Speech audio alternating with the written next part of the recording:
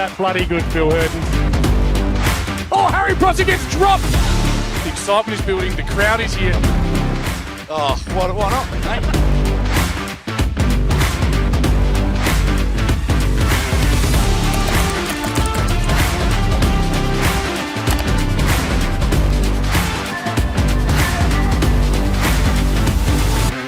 Well, g'day footy fans and welcome to Brighton Oval for the game of the day in the Adelaide Footy League Division 1 season. Well, we've got to round 9, the halfway marker towards the finals. That means come tonight, everybody's played everybody else. And the ladder will show us the true state of play. For these two teams, one will be in or near the top 5. The other will be near or in the relegation zone. That's a lot riding on today's result. Always in top spot are Filming Footy sponsors.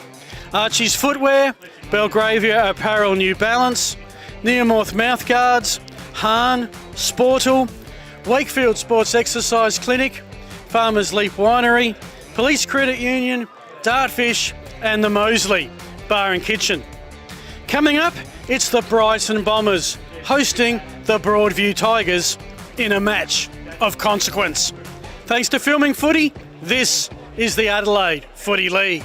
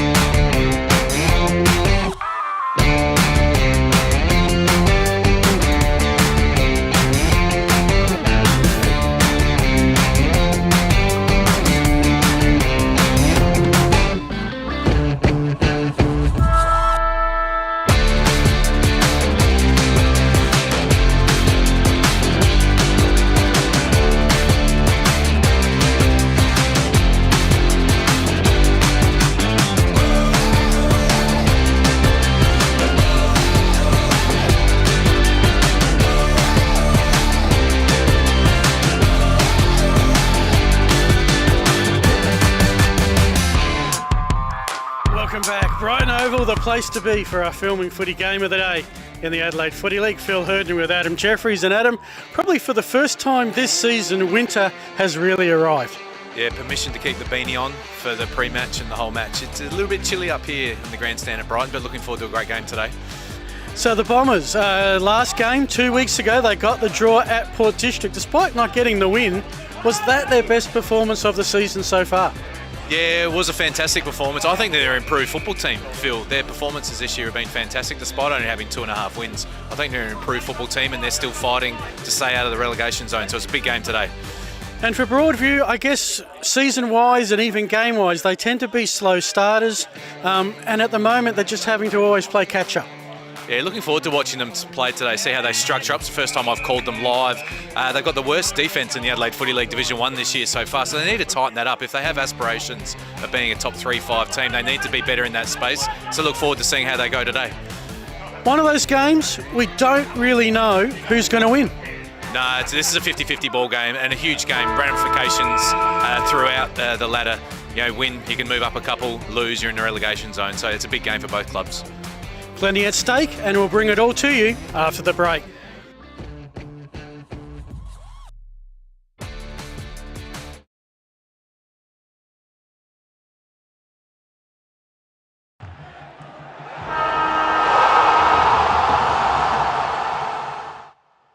Get a quick and easy low-rate car loan from Police Credit Union today.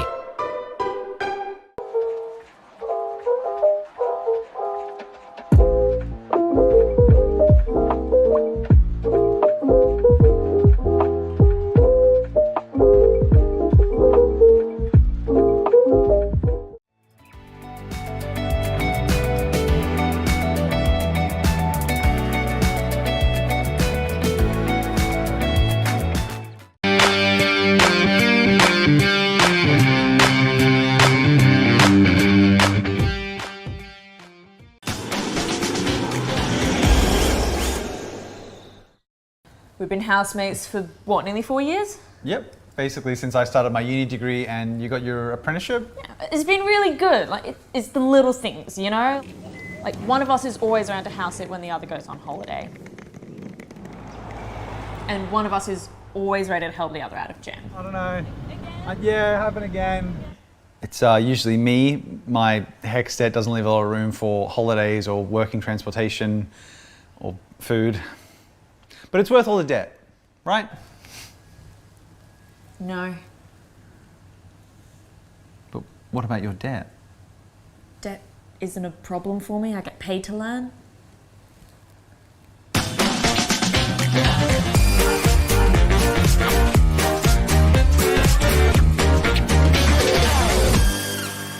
You belong in blue. Apply for a career with South Australia Police.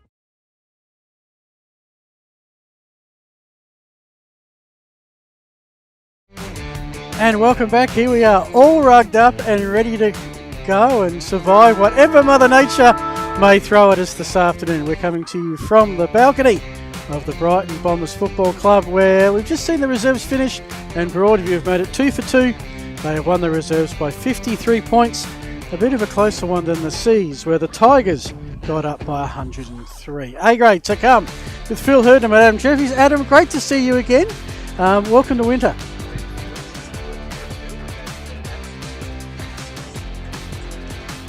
Back together today, looking forward to this match. Like, as you said in the pre-match, it does have big ramifications, these matches, these teams around each other, playing each other. They're 8-point games. Absolutely. We might see how much of a ramification when we look at the ladder, and just an absolute logjam. You look at third, and Port District, 4.5 wins. That's 2.5 wins ahead of last place St. Peter's. Everybody's got at least 2. Brighton have 2.5, Broadview 3. And you can see what I meant at the intro, where the winner will jump the logjam for a 5. The loser could be in relegation tonight. Yeah, that relegation battle is going to be real hot this year now, isn't it? Because it's so close. 2 wins in a row, 2 losses in a row, and the ladder changes. For mine, the top 3 and potentially 4 are locks for finals already. I've been impressed with Teacher Gully this year. Port District, you can't really see them missing finals. So there's teams, there's one spot up for grabs in the 5. I'm not sure about Port District. They've still got 5 games at home. You'd like to think they've got enough quality to at least get to 10 wins, wouldn't you? But that relegation battle's going to be quick. You look at Prince Alfred 2 weeks ago, they win 2 games in a row and they're back up to 6. They were sitting in 9th a couple of weeks ago after a few losses. So it's exciting, but that's what Division 1 throws up most years. There's no easy beat this year like there was last year. So it's a tight competition.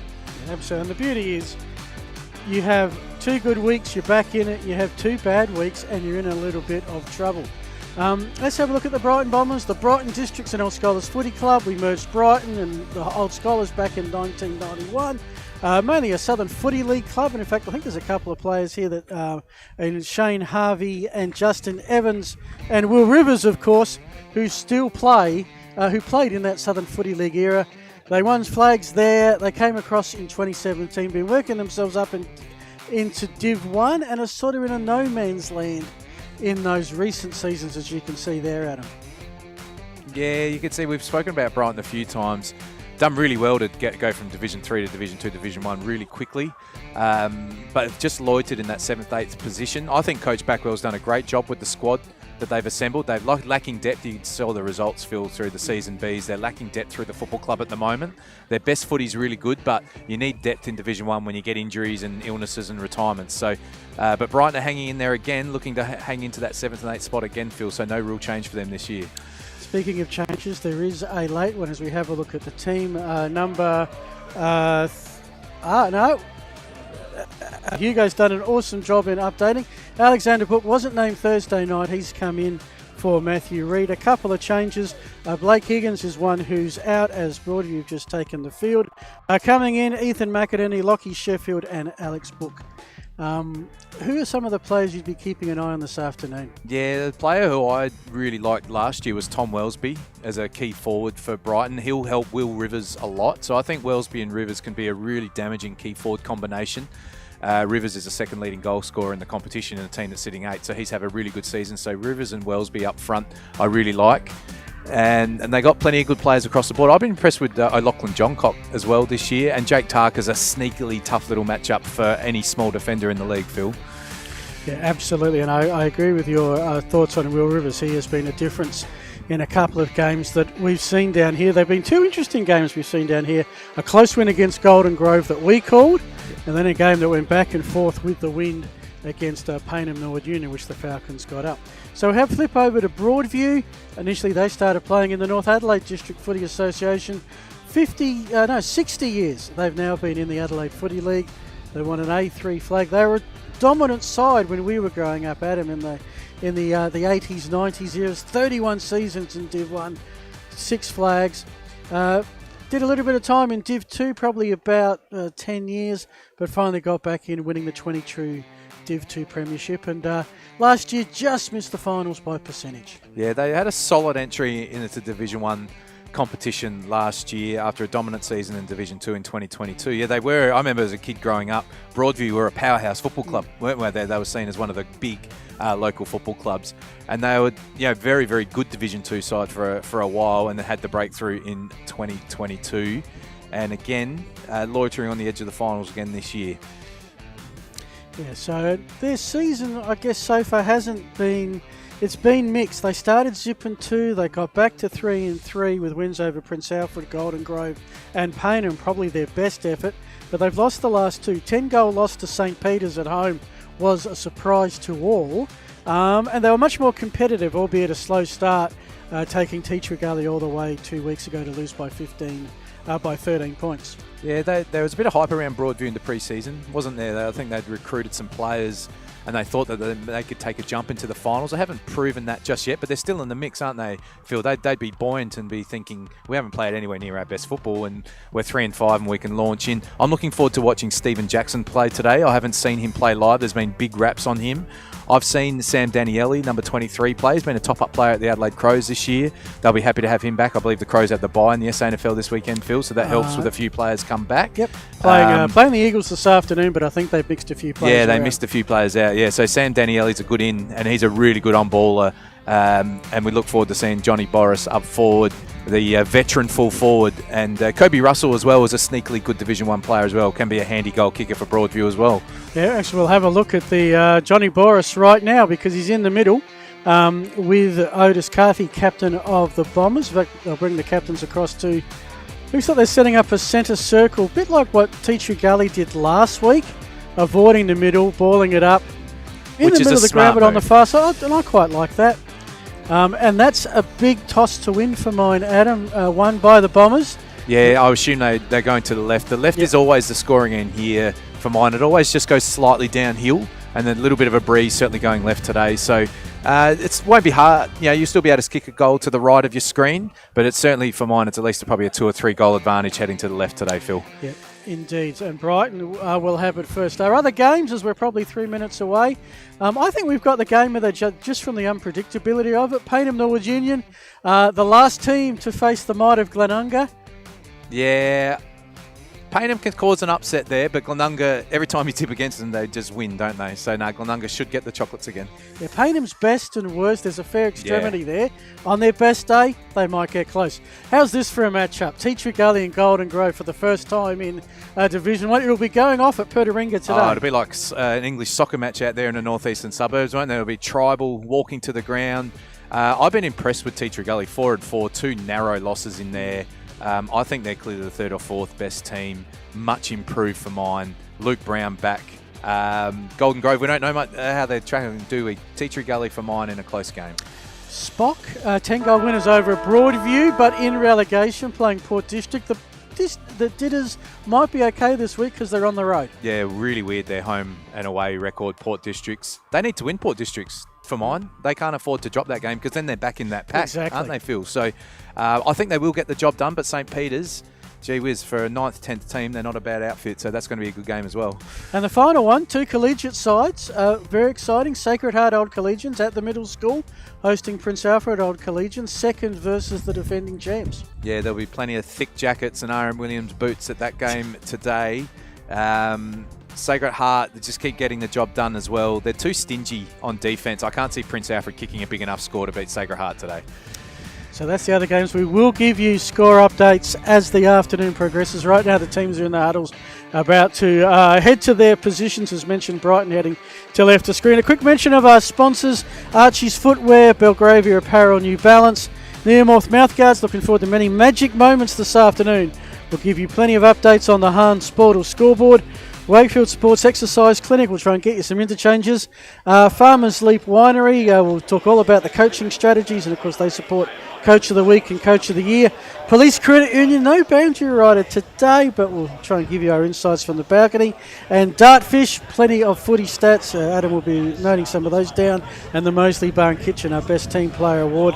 Of course, our best on ground will receive the Archie's footwear, the Belgravia Apparel New Balance voucher, and the iconic Dartfish beanie, which is really coming into must-use right about now.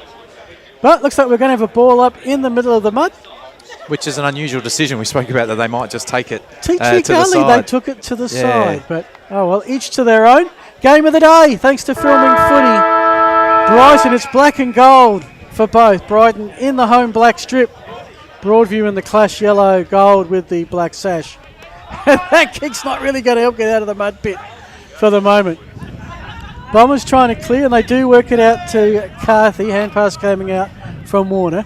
Kick into what I call the maintenance shed pocket, the Hove Railway Station pocket, out of bounds. Early forward 50 for the Bombers. Speaking of stats, Phil, so Broadview technically get the centre clearance from that, but it's gone nowhere, Because they got the first kick. Yes, but sometimes in football the stats don't always tell the story, do they? I wanted to ask, the champion data and the stats people, whoever does the Dartfish people who do the stats, is it a clearance just by getting the first possession? First or do you possession actually have away, to go forward? from my definition, would be the possession away from the numbers around the ball. Yep. So that would have been that kick, but yeah, straight into Brighton's hands, and they've got the ball in their front 50 already. Throw in. And not surprisingly, another stoppage looming. Temperature here, not too bad. It was -4. -4, it is not. At the Adelaide Airport, it's officially 13 degrees, and it's going to be last disposal. Brighton bring it back in. We'll try again. Officially at the airport, 13 degrees. Throw in a wind chill, and it is south-southeast, 22 kilometres an hour, and it feels like 8. That's Celsius, by the way. I think we've had a total of 3 possessions so far in this game. Go back to that last. Lachlan Johncock got the free kick on the side. I would have gone long, Phil, just to test the opposition, get some field position early. Tried to pinpoint a pass. Another clearance here. This time did try and put it forward, but in the way Hamish Ralph. So let's see how Brighton deal with this breeze. And we've seen teams in the past go the outer side. And that appears to be what they're doing at the moment in front of the scoreboard. Shows we've gone sport or scoreboard. Shows we've gone 2 minutes, and all we've really had is a couple of inside 50s. In the games I called of Broadview last year, Phil, they were a high possession, high mark team. They've done the ball well here, switched the ball from one end to the other, got the ball to the wing. See what happens next.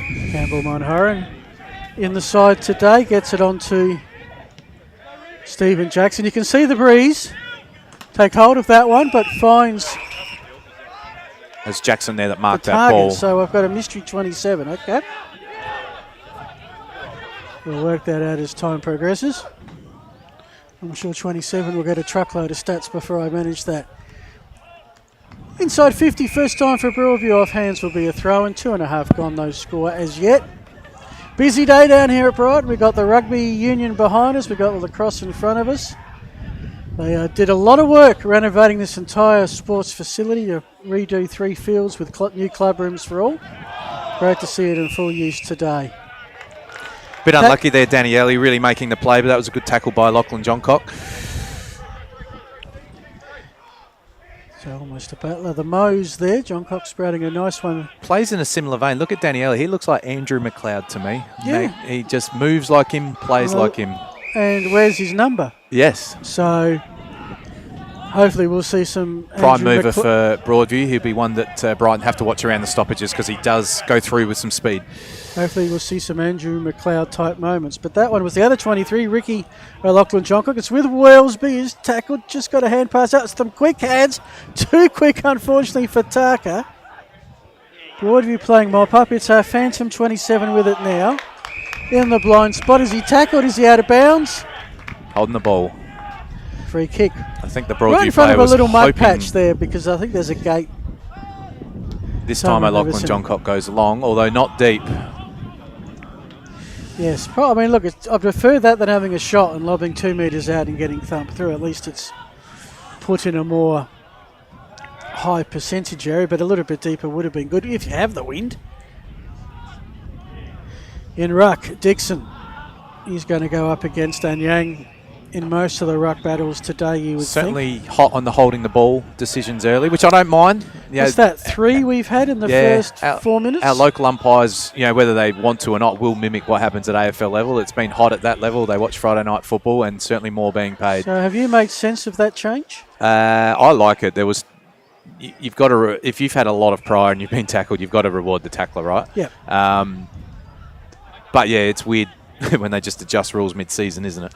I mean, in theory, not one as a Brighton go forward. We'll come back. I think that's going to be a topic of discussion a bit this afternoon. They've gone forward. If it's not a mark, it should be a free kick. Take your pick. That might be Jackson, I think. I think that is Jackson. Got a heavy hit coming back front. I don't mind that from the Brighton player, though, who's going to take an uncontested mark. May as well make him earn it. But good ball movement from Broadview. They've been able to go from D50 to attacking 50 twice now. By maintaining possession. And here we have the filming footy crew giving you 2 sports at the same time. The footy in the foreground, a bit of lacrosse action in the background. Our focus will be on the footy. First shot on anger at goal, either end. Broadview into the breeze. Have scored the first. And having been critical of their slow starts this season, Broadview strike first here. Jackson, second best last game against the Gullies with 2 goals, the lad from Waroona Bay. Yeah, he came into the competition with big raps this year, didn't he, Jackson? A lot of people were talking about how he could be a real damaging player. He started this game well. He's already taken the big mark in front of us on the boundary line and just got on his own inside 50 there. So I think the Brighton defence will be a little bit disappointed. I think Jackson's the man that can win the game. So he needs someone on his back shoulder the whole game. I'd be putting my best lockdown defender on that man. Yep. Love the commitment from the goal umpire. I might show that to you the next time there's a goal to that end. But right now it's Brighton down a goal with the breeze at their backs. Ty Murphy inside 50 looking for Wellesby. Puts one up. Puts the same one up a second time. Can't bring it in. And there we go again. Holding the ball. Okay. We should be counting these, Adam. See, that's where I think he's a little bit stiff there, Wells, but he didn't drag it in. He was trying to take the mark on the rebound, wasn't he? And then he gets sat on. But that's okay as long as they're consistent. Well, what would be interesting is, the games that have all the dartfish stats, 2,000 events per game or something amazing. If there is a cross-community footy in the country, almost into the picket fence. If they're out on the full. If there is a cross-community footy across the country, a rapid rise in holding the ball. Oh, I dare say they would be. But that's okay as well, as long as it's consistent. Yep, as long as everybody knows what's going to happen. Inside 50 count would be favouring Brighton, but they have not scored as yet. They haven't really got it within... It's probably about as close as Brighton have actually got it to goals so far. But they've had 5 inside 50s, their first genuine deep one. Good umpiring there as well. Rivers was hoping to get the free kick, but I thought he was just ducking down to get the ball. Broadview D doing pretty good. I'm reticent to say too much more because they'll get caught holding the ball. And this time they step out of bounds. Probably not the worst thing that could have happened because at least it's not a last disposal rule. Round 9 of the Adelaide Footy League. Does it feel like halfway through the season? Yeah, it goes quick, doesn't it? And then these winter months will go and we'll be looking at finals before we know it. Yep. Beautiful thing about Adelaide Footy League. It's not just about playing finals and where you concede yourself for double chances and minor premierships. It's also about avoiding relegation. So even if the chance of a premiership is lost, there is still plenty to play for all the way, usually, to the last couple of weeks of the season. Broadview's kick. In the midst of players. It was interesting there. Logan McKinnon-Collins really didn't want to go down and get the ball. Because he knows he's going to get done holding the ball as soon as he's tackled. Yeah, which seems to be possibly as they work this out, is there's a bit of byplay off the ball and we'll go the way of Kobe Russell once the byplay between Murphy and Wilson gives back. Second inside 50, that's a Not exactly the most precise kick. It's picked up by Anyang. Needs to take a right-hand turn. It does, but not until it goes over the line for a behind. Now, if you watch the goal umpire there's a massive puddle in the middle. When the first goal was scored, he went straight in the middle of the puddle, down the shoes. Professional. Hope they're not R.M. Williams. Professional. And signalled as you should for the behind. Stood a little bit to the side, so maybe he's only going to commit when there's a goal. We'll keep you updated with that as the afternoon progresses. Lachlan Johncock into open space, and it is a race for pace at the moment. Here comes Chalmers. Wellesby picks up, grab a kick, and has missed. Hit the post. I was going to say, I'm sure I saw that go through on the goal Exciting side footy post, from Brighton. That's their 6th inside 50, Phil, and the turnover on the kick out. So that's a real gift to Will Rivers. Broadview will be disappointed with that because they defended so well. Yeah, and if there is one player you do not want to turn it over like that, is to the gentleman having the Sharon in his hands. Yeah, he's been a good comeback from 2 years playing country football. Will Pathaway. Rivers. Pathaway, the mighty Pathaway Lions. Won a best and fairest, I believe, down there as well. But he would have been too good for that competition. Will was a really good player. And he can be a defender, utility. He can play anywhere. From Pathaway to Waratahs in the Northern Territory through Glenelg. And plenty of time down here at Brighton Road. From 45 out straight in front, has missed to the right-hand side. So the Bombers with the wind are spraying him at the moment. They're two behinds. I keep wanting to say the Valleys with the V on the scoreboard, but it is Broadview 117 with the 5-point lead, which they would be very happy about right now. That's a much better kick out there from Broadview, pinpoint pass. And again, they'll look to maintain possession, not just take territory. They want short pass, maintain the ball. Here comes the kick right in front of your Filming Footy broadcast team, and in the end a pretty easy mark taken by Jack Loy. He centres the ball. That's trouble if you centre it. Broadview have numbers if they can use it. Keep pushing forward is O'Leary. Open goal beckons, needs the left-hand turn this time, and it goes straight. So a few exciting plays, Adam, with open space near the goals, long shots, but none of them going through the big uprights. There's plenty of action yet. for not a lot of score at the moment, isn't there?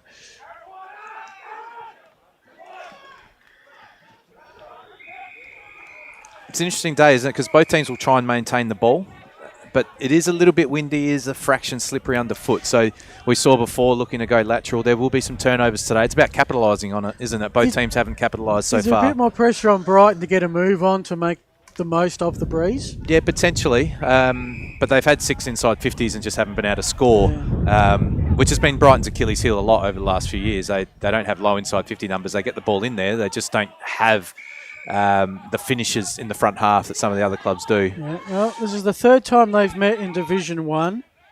Broadview have won both. Brighton inaccuracy was a problem in both. They kicked 4-12 and 8-11 in their 2 encounters. The Broadview wins by 56 points at Brighton and 15 at Broadview.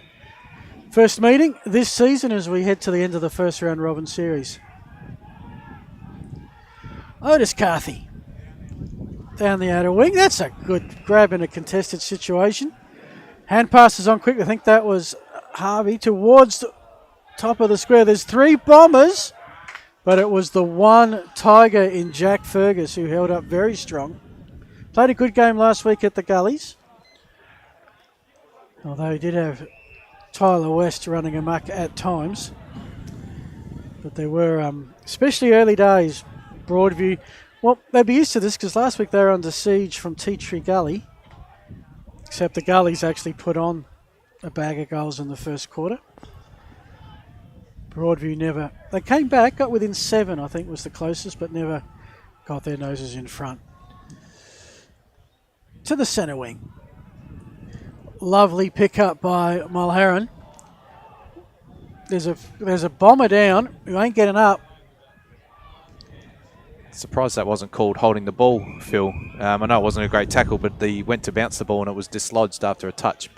Anyway, play on. Broadbent has it. This could be an interesting turnover, but Bombers have the numbers. And surely, despite the efforts of Ethan Smith, was outnumbered 3-1. So at the moment, there's a lot of outnumbering going on. That Bomber, that injured Brighton player is up with the trainer being checked out at the moment and might be heading this way. Meanwhile, the kick inside 50 by Broadbent. Wellesby finds some space to get a shot off and has just snuck it in for a behind. This is becoming a little problematic for the Bombers. They're 4 behinds. Broadview 1-2-8. Both teams play a similar style, don't they, Phil? They've got an extra behind the ball, work the ball out with short kicks, then get to halfway and go. Brighton 8 inside 50s, no score so far in the goal column. Jack Plenty is the Bomber behind the ball. I'll pick up Brighton's for you in a sec. Thump from behind by Dixon. We'll see it out of bounds. It's a good spoil there by Dixon. No soft drop, front and square opportunities for the Broadview players there. Feels like the breeze is picking up as well, doesn't it, Phil? Which will make it trickier for the players. Getting colder as we speak. Trickier for the commentators as well. We'll be right. Boundary umpires today, Anthony Bertoli and Peter McMullen. The goal umpires, Chris Adey and Annette Greenshields. And our 2 field umpires, yes, 2 field umpires, Alex Howey and Paul Smitherin. Another inside 50 for Adam to note down on his Dartfish stats. That's come out. It's going to go back in a sec. No, it doesn't. McAvaney wearing Nigel Osborne's number 5. And I believe that Osborne's days playing footy are done. Yeah, that's what we've been told. We called the game out here in round 3, I think it was, Phil, and he copped a concussion late. He's had a few over the journey, decided that it wasn't worth it, which we fully respect. Yeah. So young family job. If he is then utilised in some coaching capacity, because he certainly has plenty of experiences and knowledge to share. One of the all-time great players here at the Bombers Club. They were trying to go forward, trying to make use of this breeze, but Brighton are doing a great job. Will it sit for Bennett? No, it doesn't. Brighton will clear into space. Ethan Smith can't take a trick. He had it, he lost it. And here come Brighton on the rebound. Overlooked Francis. Now it's with Carthy in the middle of the mud pit. Comes out to Chalmers. Chalmers on to Murphy. Now to John Cock at the edge of 50. Now that's the kick you wanted earlier, I reckon, Adam. And it pays full dividends. Yep. I feel like Rivers has a mismatch that he likes down there. He's a little bit too strong for his opponent. It has looked likely a couple of times. Just got the kick he wanted and had the drop zone out the back. Well, surely can't miss from here. He doesn't. Bombers have their first. Pretty quiet reaction. I think they're all still recovering from the mark. But as expected, a day for the diehards down here, or a pretty good day to be in the club. Or more so at Brighton, probably be in your car. There actually is a really good crowd inside, Phil, watching our broadcast on the screen, which isn't a silly idea as well, is it? Why not? But yeah, great build up there from Brighton. There has been some good passages of play that they haven't been able to finish, but a great mark there by Rivers. Lachlan Johncock, I thought, with the right kick to the top of the square, landed 10 out. Rivers is going to be a handful for the Broadview defenders today, after West got hold of him a couple of weeks ago as well, as you noted, Phil. Yep. Well, cheerio to all those in the club rooms just behind us. Hope you're staying warm. Jackson trying to get it's our Phantom 27 trying to get the kick. What's thrown me is Jackson, I think, wore 27 last week. So, yeah, got to check that at halftime if I get a chance. Brighton's defence has been pretty good, but they've given Broadview a chance. Spills to Smith around the body, just misses. Battler behinds at the moment, 1-4 to 1-3. They've only had the 5 inside 50s as well, Broadview, so they look dangerous when they go in, don't they? They've got some aerial threats, but they're very good at ground level. They're not a big forward line. Even Boris, I've noted, his work rate's been really good. He's not just a stand in the goal square forward, he's working up and down. I'm going to have to try and find him when they're going inside 50 because it's been a very open forward line, so he must be playing fairly high. So Broadview are sending an extra to the stoppage. Back inside 50, drop short. Plenty of Tigers there, and this will be a really good chance for them to get their second goal. Again, good pressure, force a turnover, quick kick back in, which can land anywhere. Been impressed with Broadview. Their pressure's been pretty good. Need a straight kick here. Is that Hill, I believe, with the football? Yeah, Tyrone Hill, who spent a lot of time with Eagles. Junior with Gazer.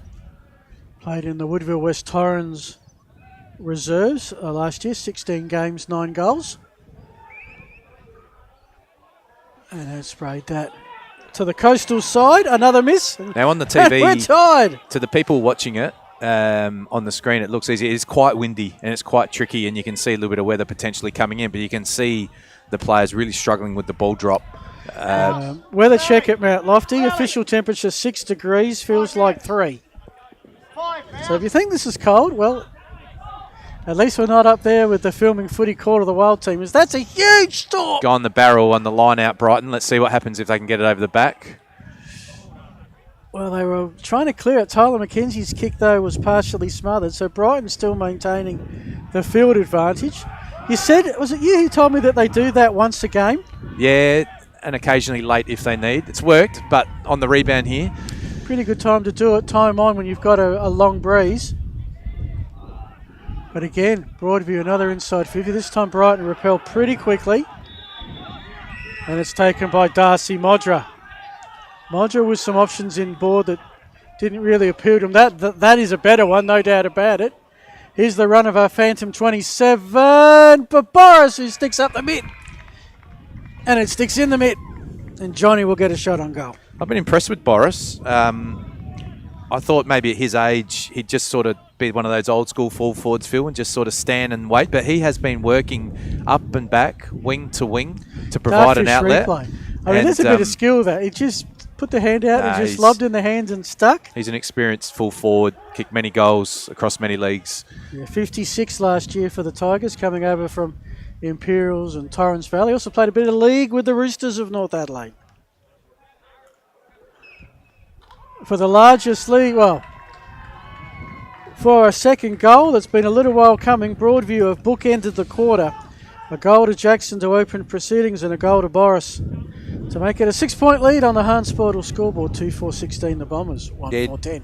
He deserves that, Boris. Like I said, he's been working up and down the ground, playing a modern full forwards role. I've been really impressed with him. Watch the goal umpire. There he is. Standing in the puddle. Middle of the puddle. He's a professional. And a good set shot there for Boris as well. It is quite windy down there, so as we discussed, the ball drop to the boot on the shot for goal is tough, and we're seeing a lot of turnovers with short passes so far today, and that's going to be the game. It's going to be capitalising on those turnovers, Phil. They're going to happen, but who's going to score on the rebound?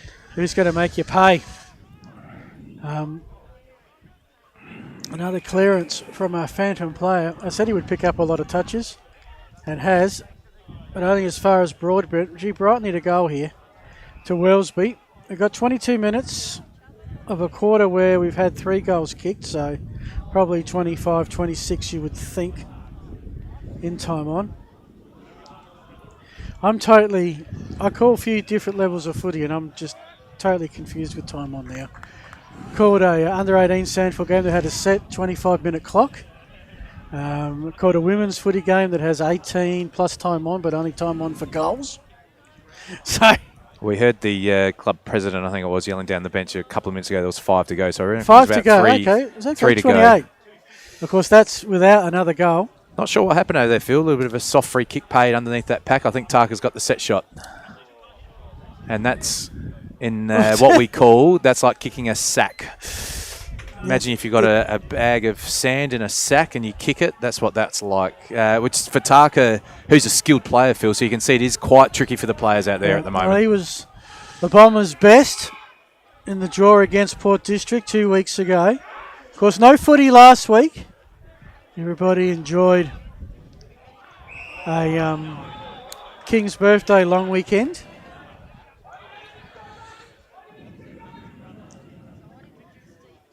And here it is with the Tigers.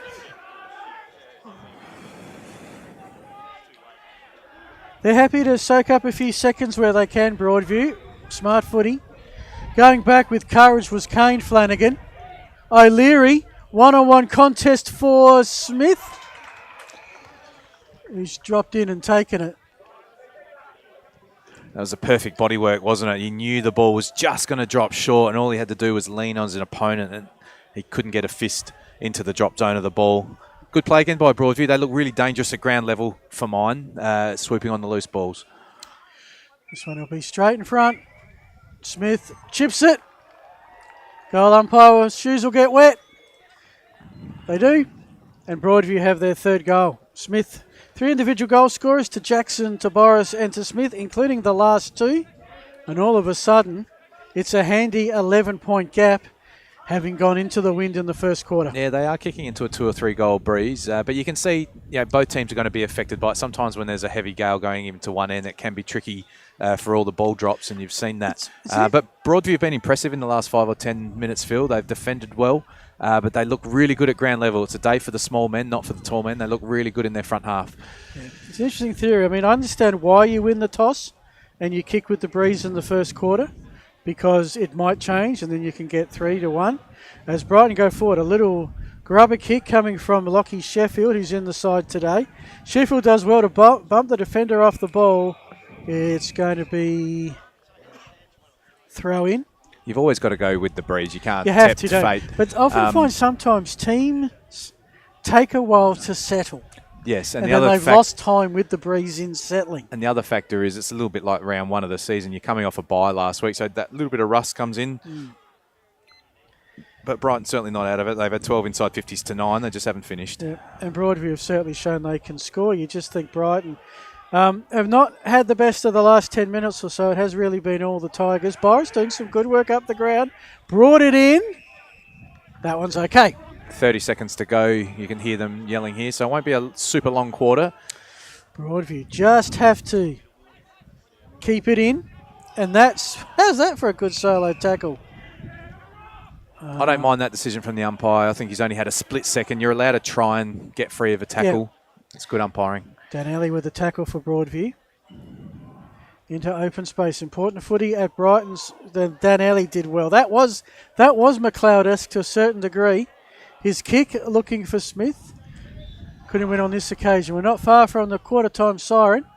Murphy's kick.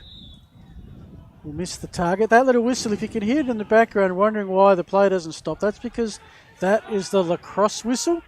And it's fair to say they blow it a bit more often than the Aussie rules. Broadview from 55 out. Boris 1-on-1. Did he take it in time? I don't think that'll count. No, he did not. Very unlucky there, but that was the right decision. The siren just went in the last bit of flight on the ball. That was Australian Swimming Championships millisecond-esque. We have the siren right underneath it, but of course the time of sound travel, that would have been bang bang, because it is when the umpire hears the siren. Boris will say, I want to see that on the replay tonight. But it is taking it in good humour. I think he knows, but it was just so close. Yeah. Good quarter for Broadview. They'll take an 11-point lead into the breeze. You're with Adam Jeffries, Phil Eden. We'll come back with some stats from Adam. I'll get some scores around the ground. And we'll bring you all of the second quarter action. You're watching the Adelaide Footy League. Thanks to Filming Footy.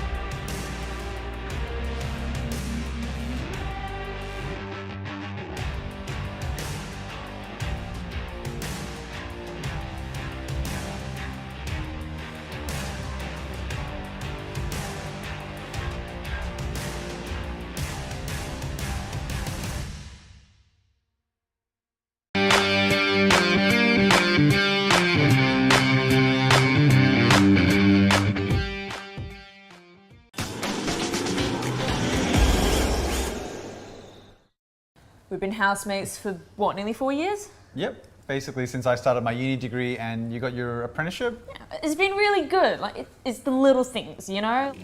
Like, one of us is always around to house it when the other goes on holiday.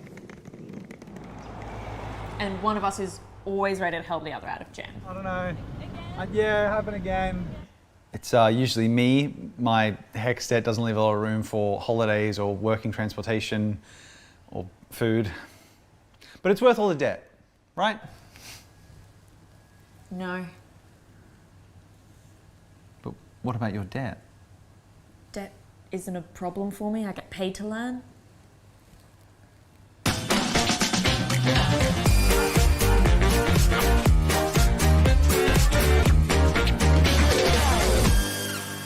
You belong in blue. Apply for a career with South Australia Police. Well, that's Belair, where it's about 4 degrees, or feels like 4 degrees at the moment. There is some cloud, and the way the winds blow, we might possibly get some rain a little bit later, but it is the breeze that most teams have to deal with. Brighton had it, kicked 1 goal 5. Broadview didn't, kick 3 goals 4. I'm going to do my best to get some scores around the rest of the Adelaide Footy League. But Adam, your thoughts on that first quarter? Yeah, it was an interesting quarter. Brighton certainly had the running early, didn't they? Had a lot of entries. Not deep entries, though. Not dangerous entries. And weren't able to capitalise. Missed a couple of shots that they'd like to have back. But Broadview put good pressure on. And there is a wind out there making kicking difficult. But then Broadview really, for mine, got on top in that last 10 minutes. Had some good entries. Took 3 marks inside 50s. Their tall forwards looked good. Their small forwards looked dangerous. They were a handful into the breeze. So this quarter will be interesting to see how Brighton go into the breeze. Broadview have shown that you can score. It's tricky all over the ground, not just going to one end. So yeah, it's a fascinating game. Both teams looking to maintain possession of the ball, which is seeing a lot of turnovers produced. And then you've just got to capitalise on those turnovers. That's going to be the game today. Alrighty. Just getting you some scores around the grounds that I can. I've only got 2 at the moment. Sarah, it won't be a day for high scores today. No, even quite in right. this game, in fact, Phil, if you can get to 10 goals, you're going to win this game. We've got the blowout at the moment. Golden Grove and Tishu Gully, that's at Pertaringa. And Golden Grove lead by 11 points, 14-3. That is at the first break. They're still playing first quarter of the game between Sacred Heart and Prince Alfred, but St. Peter's Port District, and it's Spock leading Port District by 2 points, 10-8. Remember I talked about maybe Payneham Norwood Union, could they be the side to beat Yes. Glenunga? Well, at quarter time it's Glenunga by 20. Glenunga at 26. Payneham Norwood Union. Glenunga love these conditions. Just They just don't let you score. It's dour, isn't it? Wouldn't be surprised if that 6 is 6 behinds, but I can't confirm that for sure. The one I don't have a score on is Sacred Heart Prince Alfred. That's at the middle school, where sometimes I do struggle to get scores from. So I'll see what I can do as the match progresses. What'd you find with your stats? Yeah, it's interesting. Like I said, Brighton had all the running early. They had 12 inside 50s to 10. So again, they're a couple of goals down on the scoreboard, but had more of the ball inside 50. Broadview for mine just looked more damaging. Their ground level players got involved, whereas Brighton are relying on their tall players to mark the ball. Taka had the one set shot which he missed, but they need their ground level players, their half forward players, to really get involved, create some pressure, turn the ball over. Alrighty. So in terms of, it's more the finishing than the tactics with the ball at the moment, Adam? No, I don't think. Both teams are playing a similar style. So both teams, Broadview sent an extra one of their forwards to the stoppage. So Brighton have the illusion of a spare defender, but they're still playing with 6. Jack Plenty had a really good quarter behind the ball, playing as a spare sometimes, and then he's a damaging long left foot kick. So I'm interested to see whether this quarter, whether Broadview leave their 6 forwards in place with the breeze at their back. So that's the tactical shift. Both teams don't blaze the ball out from the D50. They like to maintain possession, but it does create turnover opportunities on a windy, slippery day. Just reminding myself, as I'm doing some shorthand notes, not to put a note for BR, because that could be either. But it is Broadview leading Brighton by 11. I think we've cleared the field of our spectators. Maybe the one, with the 2 kids inside the fence, maybe not. I think they're about to get that instruction now. Umpires don't want to start until they move, which is interesting. So they're a long way from the ball at the moment. There is a strict rule about 3 metres from the boundary line to where anybody else can be situated. Someone thought, with the kids, let's sit in front of the picket fence. But no, that's a little bit too I think what close. you find after the incident at Norwood Oval a couple of Friday nights ago. That I It think will- a memo's gone out to all the clubs Oh, it to did. get their I saw the boundary memo. reinforcements. The match day officials, volunteers have to ensure that the field of play, nobody is in the wrong side. To be totally fair to the league, that memo came out before the incident on the Friday. I reckon within about a week. Just resent after the fact as I reckon well. it might have. Well done. Said, did anybody read this? Anyway, I do believe there's a little bit of blue sky that's opened up on top of the oval at the moment. Second quarter, filming footy, Adelaide Footy League. Round 9, the Tigers and the Bombers, black and gold forever. And this one that's always an interesting free kick to pay. It's high, but I'm pretty sure Bennett led with the head. Bombers play on pretty quickly. Thought all the play would be down the northern end, but the first inside 50s down south holding the ball. Bomber free, Broadview free, sorry. Jaden Ryan with it for Broadview. Should have practiced my Bs during the week, shouldn't I? Again, you can see the same build-up here, Phil. Not looking to blaze, looking to maintain the ball, and that's what can happen. But this is going to happen. Both teams are going to give the opposition a look. He's got to kick this goal to make them pay. Tataka takes one step, goes kabang, and in the end, no score. Taken on the ball. It was only going to be a behind anyway. And despite the best efforts of Carthy, the run interference, mark's been taken by Ben Manning. I think you'll find Ben Manning was the loose player. Broadview defence had plenty of it 2 weeks ago in their last game at the Gullies. High kick, you can see the breeze take it slightly out the back. And Yang got a hand pass into some space for Jackson. See taken off the ball.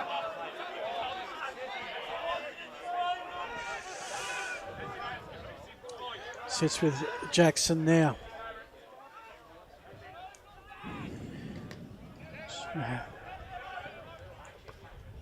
So a lot of kicks to contests. That will go out of bounds and will be a throw in front of the Broadview race. The wonderful new facilities. If you weren't here early, well, you missed the C grade game. Broadview 14-22-106. Brighton 3 behinds. 103-point win to the Tigers in the C1s. And in the B grade game, it was also Broadview 12-12-84. The Bombers 4-7-31. So it's been a good day for Broadview thus far in the 9 quarters played. A little kid crying in the background, probably just been removed from the playground. That will usually do it. I'm trying to commentate and look something up at the same time and failing badly. I got to find this 27. He's going to do my head in all day. Kick around the body, gets the bounce. How's that for a shot? We might need a replay on that, Hugo, just to find out who that was. I reckon it might I believe have been it was Campbell Mulhoran. We'll find out in a... Might have been 33. Yeah, it is. He's getting all the applause. Because a lot came in. Who came out? Right there. Yep, 33 it is. The Breeze is bringing the ball back from right to left at that end. It was a perfect little snap. And the number is just on that angle where you cannot tell the white from the gold. Big goal, though, for Broadview. That's their Huge. fourth goal from 11 entries in the match. It's a great snap and a great start for them. Great pressure. It was Daniele that got the hand in on the Brighton handball exit, created the turnover. Okay, just looking up the Brighton team sheet on Play HQ, and we do not have a 27. Okay, so if Jackson could be 17 or 27, in which case Phantom is 17. I'm going to wander at halftime and find out what the heck's going on. Where's Lockie when you need him? Yeah, we need the boundary rider here sometimes, don't we? Lockie would have told me in 2 minutes. He would have gone and asked the player. He would have ran onto the field and asked him, "Who are you?" Exactly. I love that about him, though. He's Brighton get the clearance. You need to be intrepid to be boundary riders. This is the Bombers. Yeah, so that's a clearance. That did go forward, and it was a possession. Not particularly far. That's where these days the clearance isn't always the important stat. It's what happens away from the clearance. It's creating turnovers and scoring from turnovers, which is the best stat that the coaches will look at now. Yeah, Wellesby Grabbed it and was tackled straight away. Big 5 minutes coming up for Brighton. They need the next goal. There's still a tight. It's going to be an arm wrestle all day. 17 and a low-scoring day, you think. You don't want to fall 4 goals behind in a low-scoring arm wrestle. No. 3's always manageable. So the next goal is important. Especially I think they've got a free kick here. But with the breeze here, Phil, I'm not sure you're making the distance from that space. So this will be an interesting one, whether he tries, whether he gives a handball, whether he goes for a short pass. Does he do the dreaded fall a metre short and let's rush through? Yeah, well, he's showing all the signs. Yeah, he's going the top, which will fall about 10 metres short. In the end, that's exactly where I would have put it. And I think he's just gone for a chaos ball there because it's did? hard. Yeah. And you can see Broadview, despite the early turnover in this quarter, they'll still look to maintain the ball with short passes out of the D50. Looking to find Kobe Russell, who went to ground without taking the mark, comes in to lay the tackle. Will be a ball up. About 52 out from the Bombers' goal. So far we've had Brighton score a behind, Broadview score a goal in this quarter. Tyne and Brook tried to get up high to contest the ruck. Oh, beautifully done by Broadbent. There's a bit of skill in front of the balcony. They appreciated that. Spills to Carthy from the edge of 50 to the top of the square. And Manning led Tarka to the ball on that occasion. On to Fergus.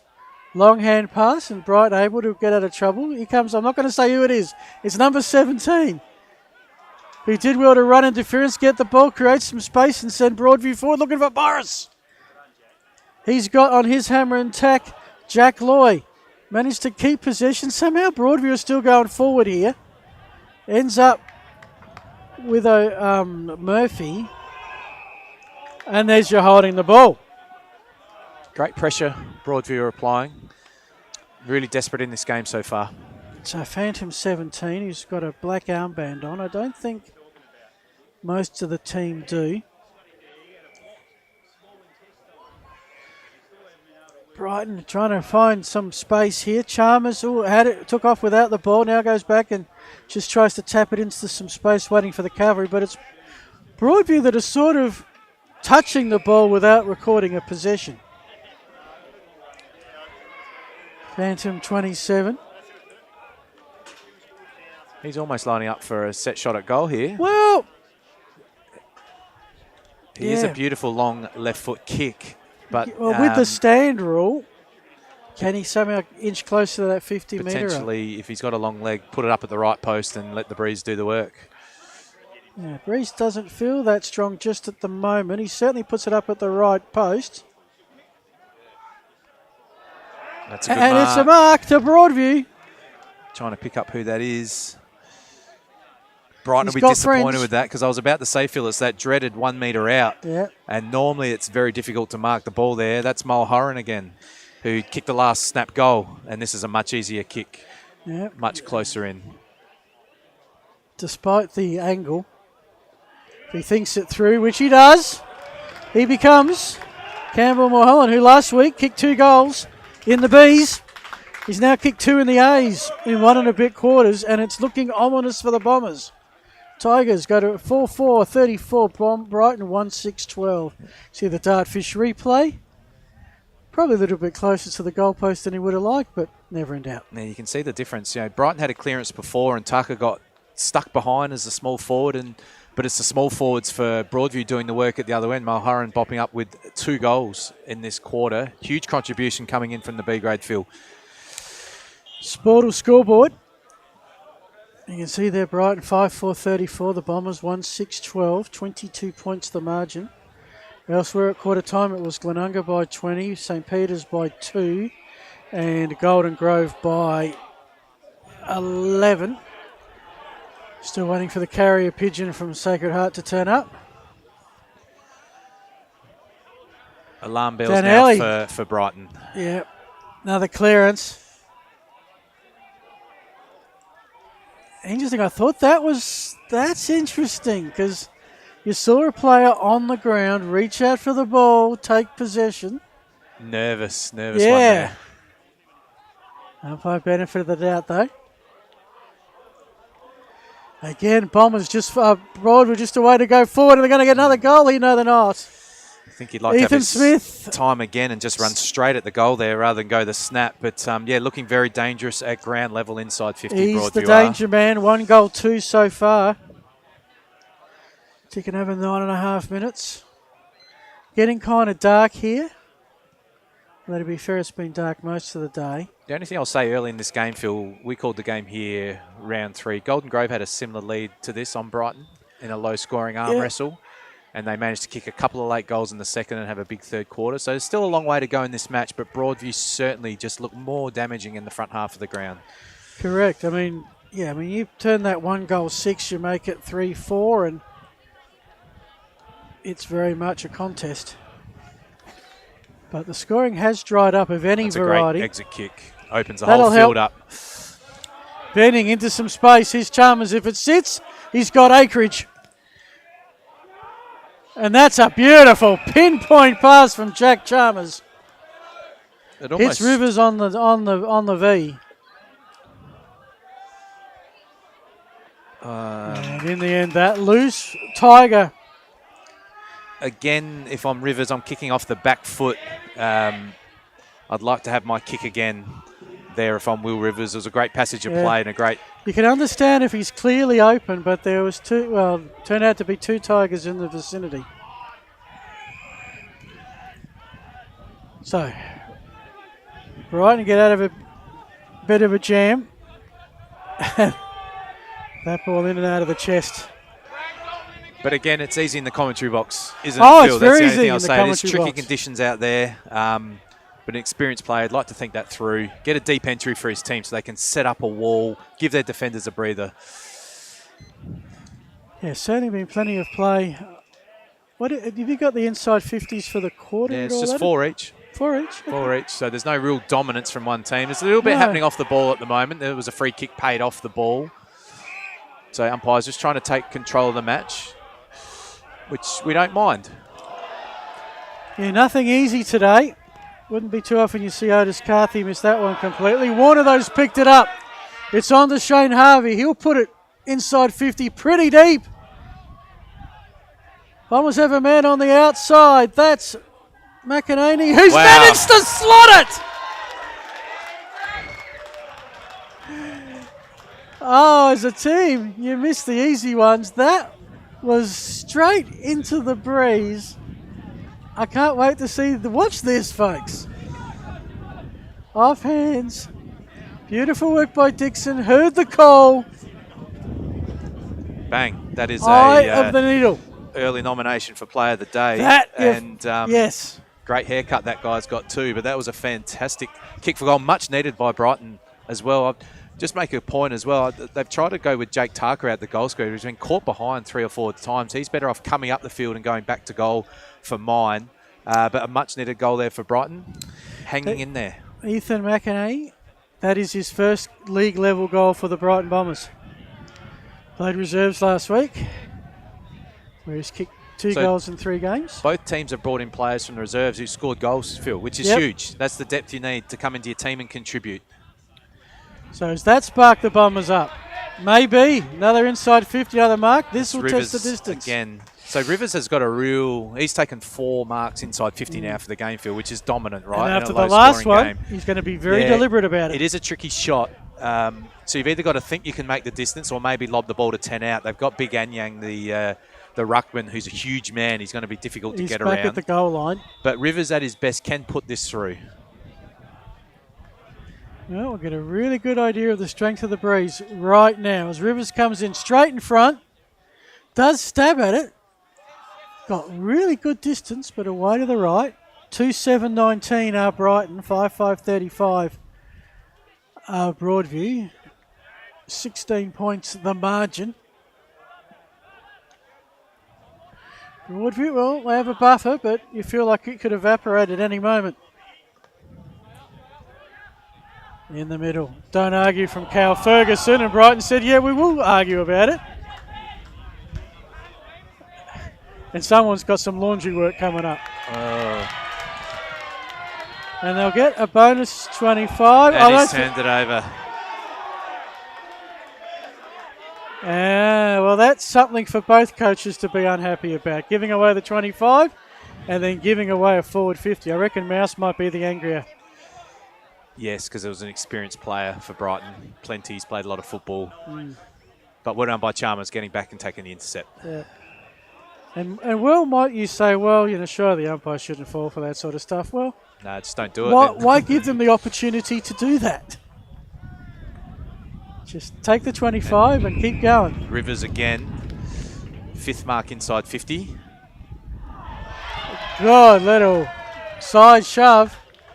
This is the one that Brighton have been looking for. They're playing Tarka out the goal square. For mine, he's a guy that should be playing further up and coming back, but really clever body use from him on that occasion. Little nudge to protect the drop zone. You would have thought the physicality might have favoured Fergus, but Tarka, the right bump at the right time, caught his opponent off balance.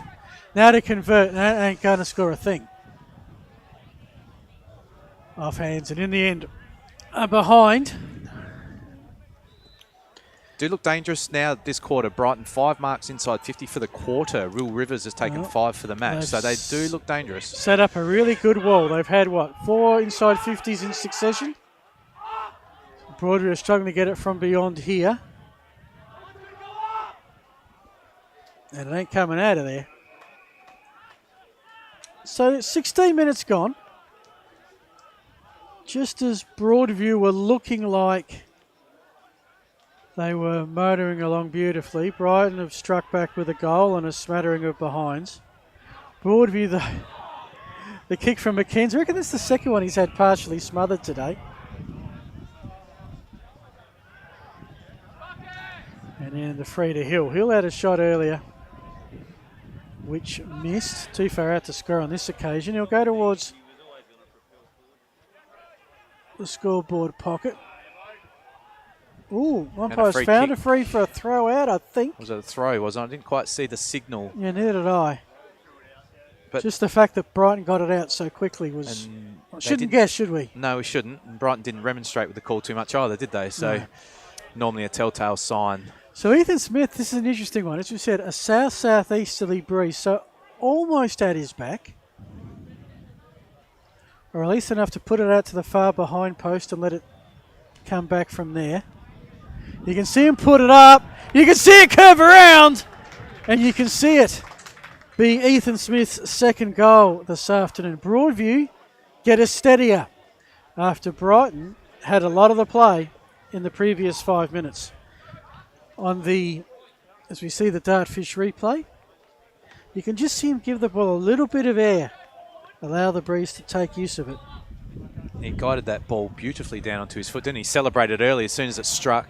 But an important goal for Broadview. We shouldn't say important when they're up, but Brighton just had the run for the last 5 to 10 minutes, started to mark the ball inside 50, but just haven't been able to score. Having set shots from a long way out into the breeze has been tricky for them to manage. And on the rebound, little throw we believe was paid in the pocket. Made the opposition pay with a neat set shot. 17 and a half gone. Put in front of O'Leary. Ball just kept on going. Refused to sit up. O'Leary goes back. And throw called. Justin Evans has a little bit of push and shove with Boris behind the plate. You can see the breeze hold that one up.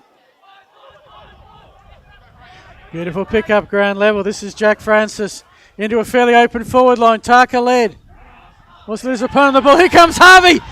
Like a bullet train through the middle. Picked it up and delivered the Bombers' third goal. He was like a bullet train there, wasn't he? Harvey showed great speed and great composure. When you're going at that speed, it's hard. Just wasn't body checked on his way through. Don't see him at the moment. Here he comes. And then through. So again, Brighton looking dangerous in the front half now. They needed that close-in running goal just to get one on the board. But just hanging in there, Brighton. I liked how they played this quarter, going a little bit longer and stronger inside 50 where they're dangerous and their tools are dangerous. Broadview's defenders, who aren't extremely tall, finding it a little bit hard to deal with. Shane Shinkinson Harvey might be the new nickname. And Airy from the Bombers opens it up. Over to Danelli. They've still got runners. They've got an open shot from 30 metres out, and just like that, a quick reply. I'm not going to That's call. our Yossi, mystery man. I believe number 17 scored the goal Mystery there. man's kicked the goal now, has he? Well, actually, he's kicked 2. That was just the I overlap. thought Brighton's was a quick reply. That was the definition of a quick reply. Looked like Brighton were going to get the centre clearance. Their sweeper Carthy out the back had the ball, but a great little tackle caused the spill, and they just had an overlap and a free man and a good finish on the run.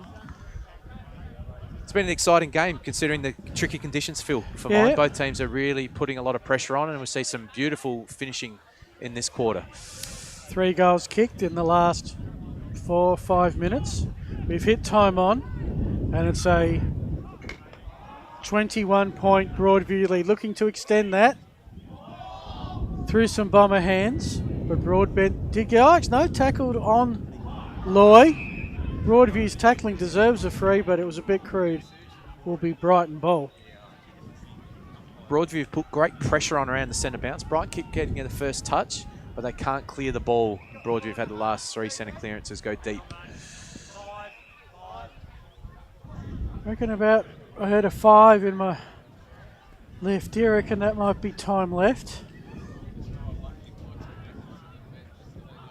Brighton's kick finds Tark. He's a long way from home, unlike last time.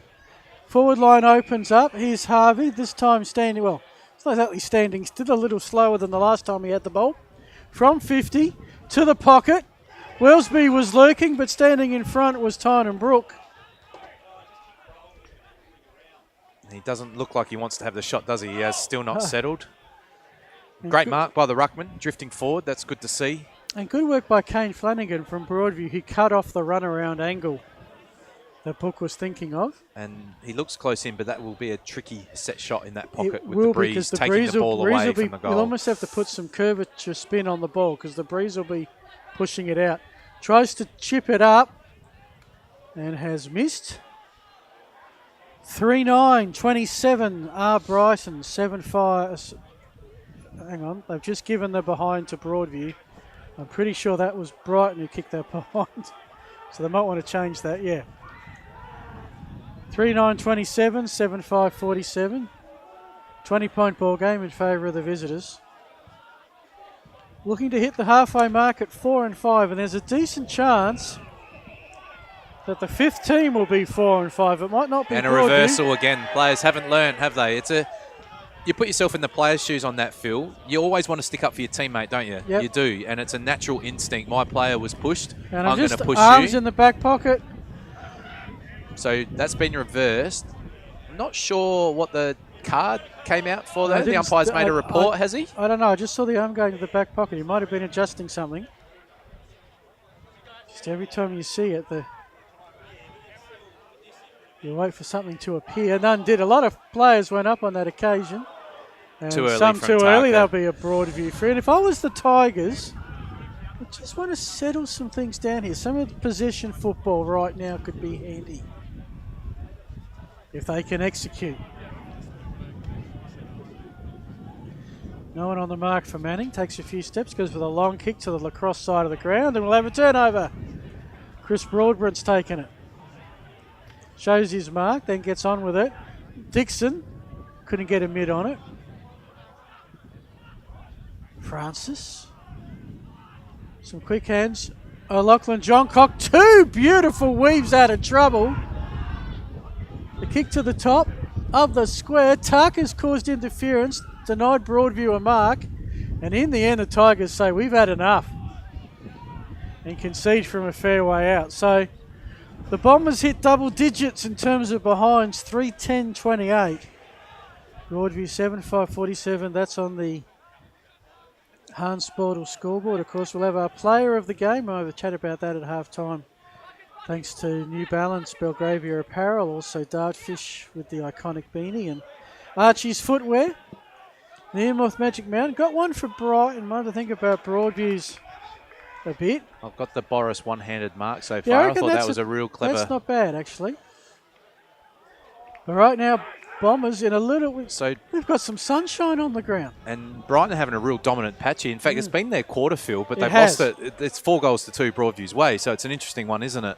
They've had 13 inside 50s to 8. Forward efficiency. They desperately need Wellesby to kick this goal. Which he can't do. It's a shame, isn't it? Because Brighton, this has been in their Achilles heel last season, and they are genuinely a very inaccurate team. Yeah. Their tall forwards are very good marks, but they don't always finish. Like that's a snapshot that Wellesby would love to finish after a great contested mark. Accuracy plagued them in both games they played against Broadview last year, and is certainly an issue here. 2 more scoring shots, but trailing by, well, it might be 7 goals to 3, but it's 11 behinds to 5, so it's actually a 3-goal margin.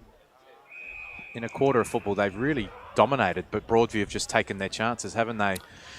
1 goal, 5 in the first quarter, 2 goals, 6 in the second is Brighton's tale. And it looks The like real they played difference a last possession free kick here to Broadview, so they'll get a late entry, getting deep into the second quarter here. 4 goals, 1 Broadview kick this quarter. And they've only had the 8th, and this will be their 9th inside 50. So that's efficiency. That's what you need in these games. 63% efficiency, and the normal average is around 47, 48%, at least at Sandford level. This is Danny Alley with the long shot. Breeze at his Glad you back. can see him from there. Your eyesight is impeccable. Almost as good as Danelli's kicking, which is only just missed. So having praised, that's always how it works, isn't it? Having praised the team for being so accurate, then they go straight ahead and miss one. Brighton can't afford a turnover here. Well, But that breeze is really picking up into Plenty's face. He's got the kick out. Not sure the torp's going to work here. That ball will be dropping short. Yeah, that's interesting because that landed beyond the 50-metre arc, which indicates to me that maybe that arc is not at 50.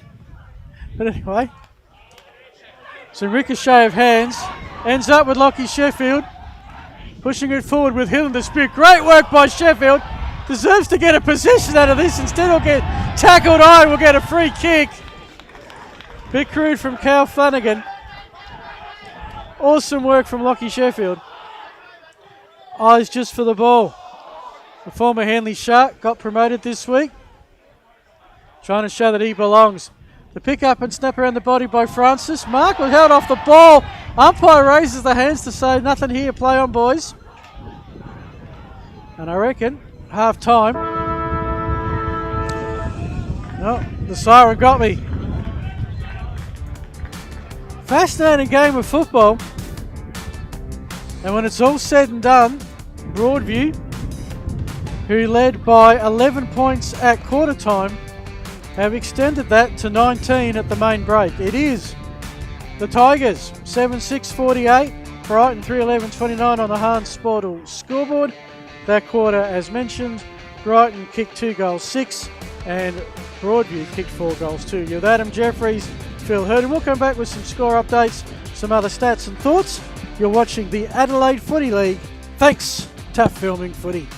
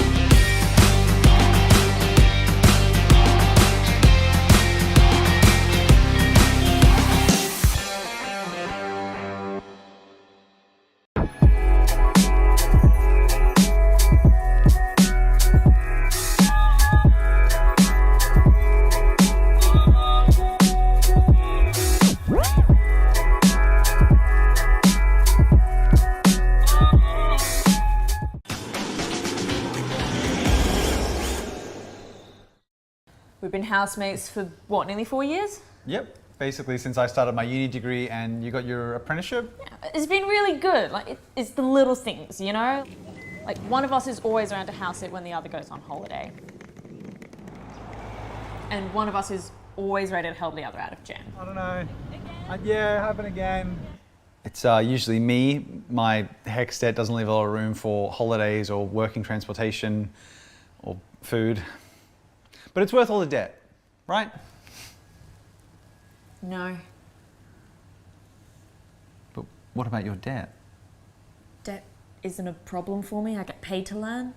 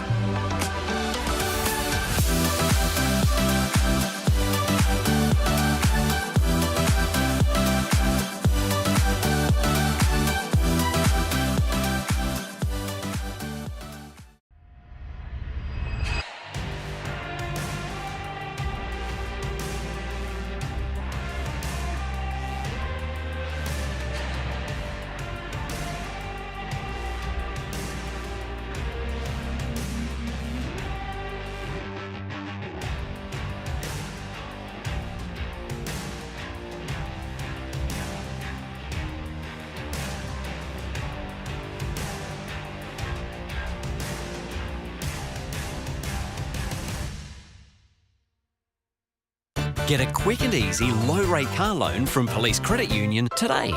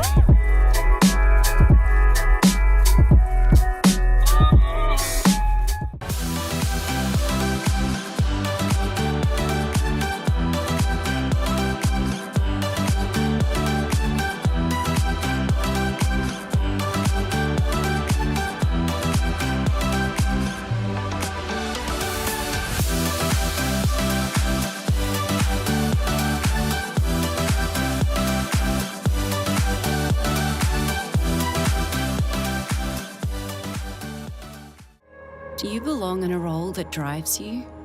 In a community that makes you proud? In a team that brings out your best? You belong in blue.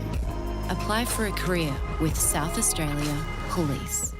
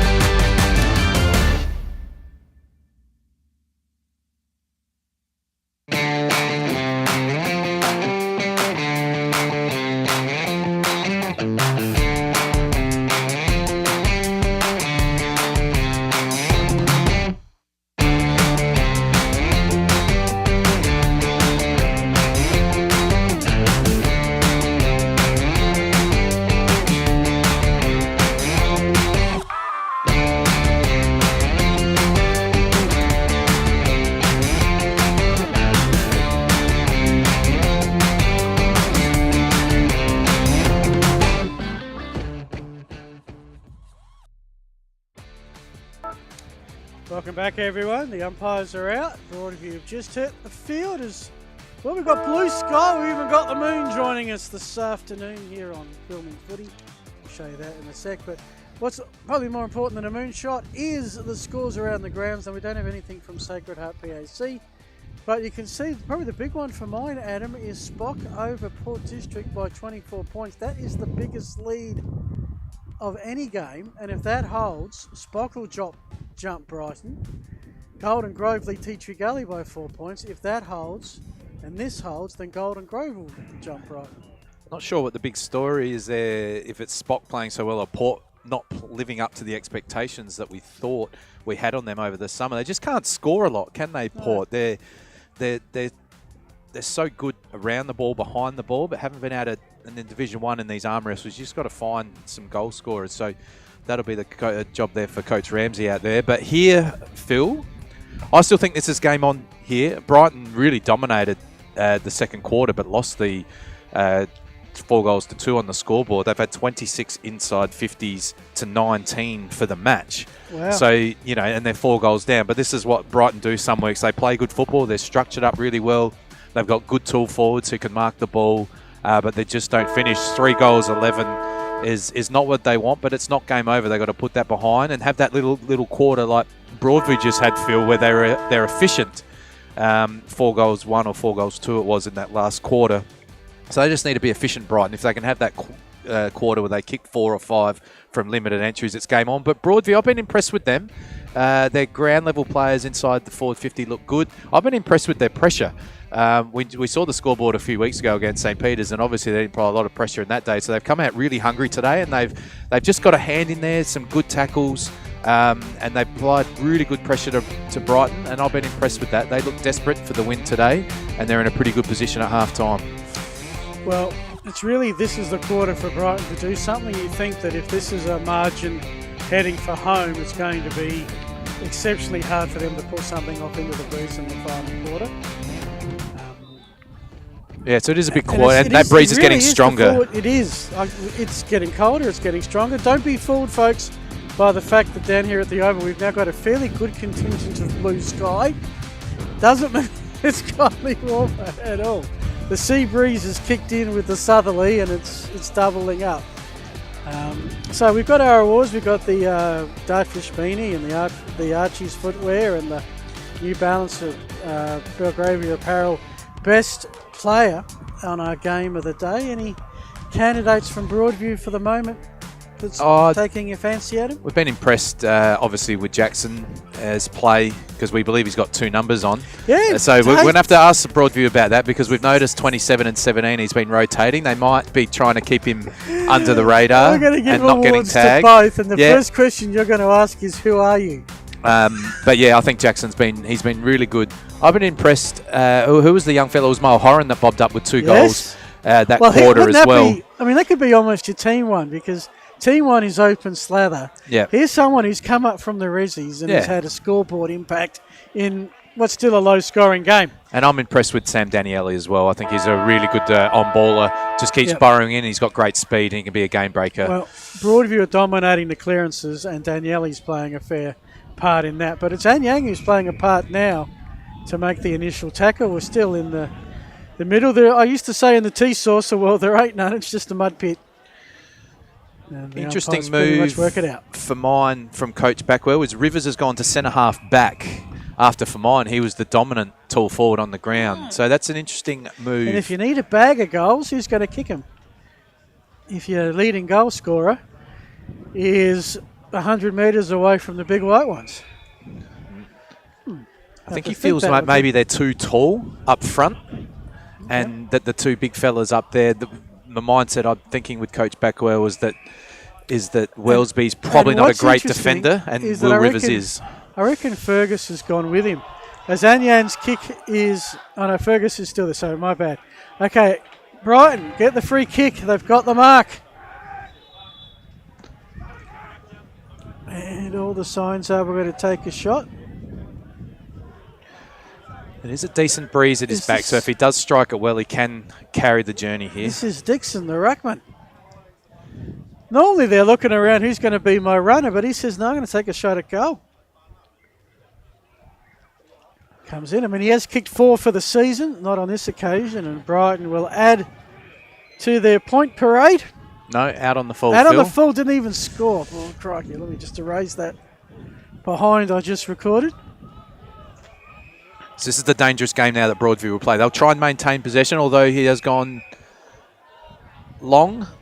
What's the call here? No, it's a 50-metre penalty for infringing over the line, so that's a real bailout there for Broadview. I was about to say, you can't say you step back over the boundary line because you are allowed to do that.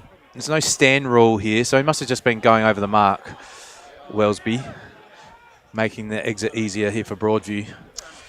Fergus finds, I reckon this is Jaden Ryan. Manning is there for support if needed.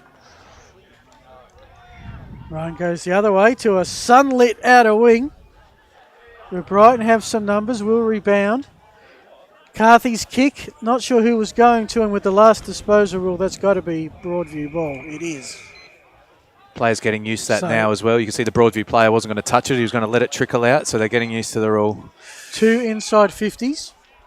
No score. No score. 28 now for the match. Brighton for 3 goals. Yeah. They've got the ball moving it nicely down the wing, although Book went to hand pass and it just didn't happen. It does end up, though, with Bennett into the pocket. That's going to be Brighton ball. It's good overhead mark, O'Loughlin Johncock. He's taken that one with a lot of pressure coming at his back. Again, though, what does he do here? He's actually copped a bit of a cork thigh maybe on that spoiling attempt. But 50-plus metres out wide. Brighton desperately need to get the ball to the top of the square here. And recovers enough. Gee, that's swung a long way with the breeze. I don't reckon he was aiming for goal then. I was reckoning he was aiming to chip it up, and the breeze just pushed it. So you've got to aim your kick a little bit further out just to give those Brighton tools a chance. It's so easy to spoil the ball on that line there. So what's that? 3 inside 50s, 1 behind. I know we're harping on it, but it's where the match you think is going to be run and won. Can Brighton improve their forward efficiency and kick enough to make this a match? The moment they've got the first thing, they've got the ball, they've got it down the right end of the field. They've set up a pretty decent wall, although here's Danelli who's got it. Hand pass in hope, finds a good target, that'll be an effective possession.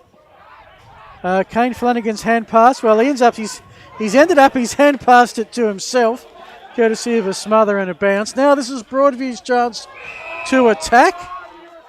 Bit of holding on.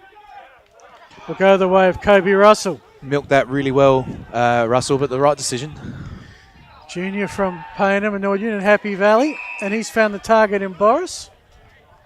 You can see he's in range. The sun was a problem there for the Brighton defenders, but Boris must have had the contact lenses in. He did not miss it and just dropped short. Now, this will be an interesting kick. This guy has a pretty good set shot, but he's into the breeze at about 40 metres out, so it'll be interesting to see how he goes here, Boris. I think the good goal kickers, the later the game goes, the more they understand the conditions.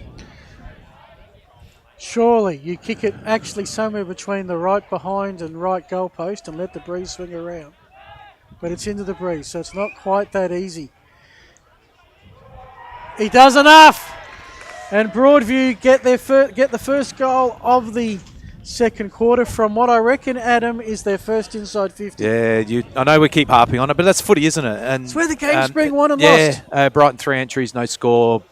Broadview 1 and a goal. And that's been the tale all day. But that's a tremendous set shot from Johnny Boris. That's 40, 45 metres out into a breeze. No other player has managed to do that from that pocket today, Phil. They've all missed by a long way. Well, except McInerney, who kicked it from the boundary. He did, yeah. But that was hardly a set shot. It's a shame if Brighton don't get up there. That's not the player of the day. But you'd almost be tempted. Yeah, I might go have a chat with him after the game, eh? Yeah. He probably wants a new mouth guard. Anyway, of course we could have a highlight to beat that yet. We've still got a fair bit of footy to go. Although it's looking good if you're a Tigers fan. 24-point margin. And that important first goal of the quarter to set the momentum. Brighton have just got to hang in there, though, don't they? I know that's not going their way on the scoreboard, but they're playing good enough football all around the ground. They just got to hang in there, keep the scoreboard ticking over, find the next goal. If they're within 2 or 3, late in the game, they can still pinch a win. So they just got to hang in there. Yeah. Another inside 50. This one exceptionally shallow as it lands in the lap of Fergus.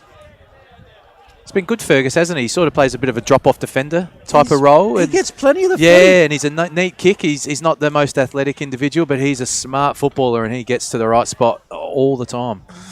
Almost been impressed with him. Craig Barmish kind of fullback, maybe. For those that can remember that far back, 1984 Grand Final in particular. Brighton through Chalmers. Well, Brighton going back to go forward. That's going to be very lucky that it might pay off. In the end, very lucky it paid off. The kick from Sheffield. He's a great tap ruckman, Anyang, but his tackling technique is not always brilliant. He's such a big man, and he just can't get in low. It's hard for a ruck to tackle. You're starting with a disadvantage. Easy decision there for the umpire. Yeah, and in the end, because Brighton were looking like they could turn that over quite easily before the infringement. Smith's come up for Broadview. He was a live wire up forward, so he's left it to the tall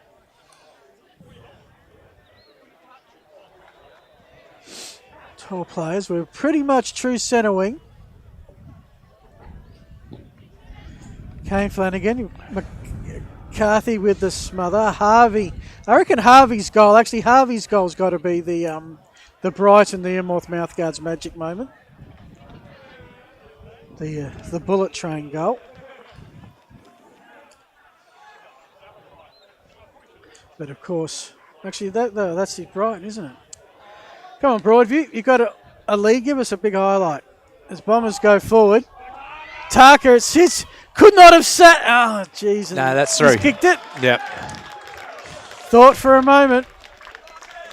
It was just the umpire trying to slow down and not come a cropper in the mud. They had to kick that, didn't they? Much needed goal for Brighton. Like I said, they just got to hang in there because they're playing very good football. They're doing well around the ball. Their defenders are doing okay. They're getting a lot of entries. Tarka's the type of player they need to bob up and kick 3 or 4, don't they, Phil? He's capable of doing it. He's done it in the past. Hasn't taken all of his opportunities so far today, but he's the type of player that can kick 3 or 4 quick goals, and they need him to do it now. Well, good news is Brighton are winning the quarter. The bad news, they're only winning it by 1 point, and they trailed at the main break by 19. I think that's a Broadview clearance with the soccer kick, only as far as Broadbent. Chalmers eludes the first 2, eludes the third. Will send Brighton forward again in the Wellesby direction. The wind takes it to the back of the pack. It's this Dixon playing Rover. He gets down low, real low on the ground.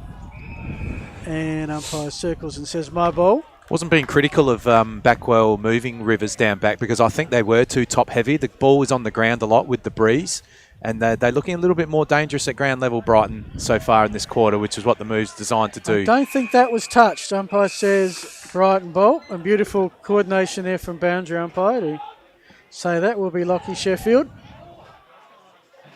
in front of the Brighton bench, the Broadview bench, my apologies.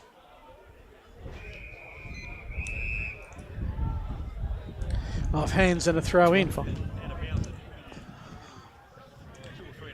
Everybody. And Rivers has in fact gone back to the goal square now. So he's made that call himself, has he? Interesting. Well, everybody's up. So while you're up, why not fully commit? Of course, the problem with that is if you're supposed to be marking, if you're a defender, you're supposed to be marking someone, aren't you? Unless you're the loose man. No, they've sent him back forward. So Okay. So who's come up then? We'll work that out when they maybe someone kicks a goal and they go back to something resembling original positions. I know that Jack Plenty is the spare man back in defence for the Bombers. Hardly been used because Broadview have had, what, 1 inside 50? 2. Two? 2 for the quarter. 2, and have kicked Majors with that. They're going to try it again, although Broadbent got front position. Didn't get it cleanly. Now he does and was taken high. Or didn't have it, says the umpire. It's been handy, Broadbent, hasn't he? He's done some nice things. Really attacked the football hard there. We haven't seen the cleanest skills today. And that's a muddy football, a cold day. And probably a fair bit of moisture out there as well that you can't see on your camera. Bit of collateral damage from that marking contest. Yeah, and there's still slow to get up. I think that is Rivers maybe wishing he was at fullback. He's good to go though. Back to the centre wing, where it'll spill right by the interchange gates. So game at an interesting stage, 11 minutes of the third quarter. Both teams have had their moments in it, but Broadview pretty much maintaining their half-time buffer. Kane Flanagan got a kick away. And Sam Venning just got the biggest Barry Crocker of a bounce, and it's been emphasised by a free kick to Mulherron, who now gets a 25 and is going to consider himself half a judge for his third goal. Yeah, that's a tough one. It was the right decision though. You do have to deliver the ball back, and the holding the ball decision was right. Well, Plenty did try and dodge the tackler. We're right behind it. You can see the hills in the background and some dark clouds. And again, it's an efficiency game, isn't it? Only their third entry for the quarter. Can it be their second goal? And you think it should score something. Starts right. That's where I'd go. And did not deviate. You can hear the call from the Brighton bench. They're going to try the line out again. So that's Jack Plenty with the barrel. They'll all get in a straight line. So if we can hear it. And they'll just try and cause some chaos. They'll get the ball long and they'll just keep knocking it forward and try and get them out the back. You notice they didn't do this in the second quarter, which is pretty wise given they were kicking into the breeze. Well, that's interesting. And it's very effective. So you just noted, Phil, if the opposition can hear, they can set up for it. So Brighton have called line out but gone wide. So smart play again. Well, maybe the line out is to wait for someone to break. Or maybe line out means something else to kick. There's Broadbent lurking and sliding through the goal umpire's mud puddle. But who would know? We're just in the commentary box. Maybe the call was line out. Maybe the player just disobeyed instructions. Who knows? It happens, Phil. I heard what you heard. Doesn't mean that the fullback heard it. Doesn't mean that A means A. Sometimes players just do their own thing as well. That's it. Improvise, adapt, overcome. Aussie rules, to be honest, it's that kind of game. It's not American football with the most structured plays because you've got an interesting shaped football to deal with. It's a game of chaos, Phil. Yep. High kick, speaking of which, about to be some chaos for Sheffield. Couldn't take the mark. Oh, beautiful second effort to go back and get it. Day walked across the line. Everybody wants deliberate, except this is the Adelaide Footy League, and there's no such thing. That's again where Sheffield, he tried to mark the ball. It doesn't. He was thinking it wasn't going to go out in the field, but it doesn't matter with the last touch. He just needed to let the ball go out of bounds. Yeah. The other thing I think with marking the ball today, you don't mark it on your chest. It'll just slip through your hands and bounce straight off. You've got to almost have it a little bit in front. Give yourself a bit of cushioning, balancing space. Nothing comes easy today. Francis at the front. Around O'Leary. Once, O'Leary came back and got him a second time. Great tackle by O'Leary. It looked like he was going to get through young Jack Francis. Love the second efforts. I've been impressed with Broadview in that aspect of the game. Obviously, the wake-up call came after the home loss against St. Peter's. They've been desperate today, Phil, no doubt.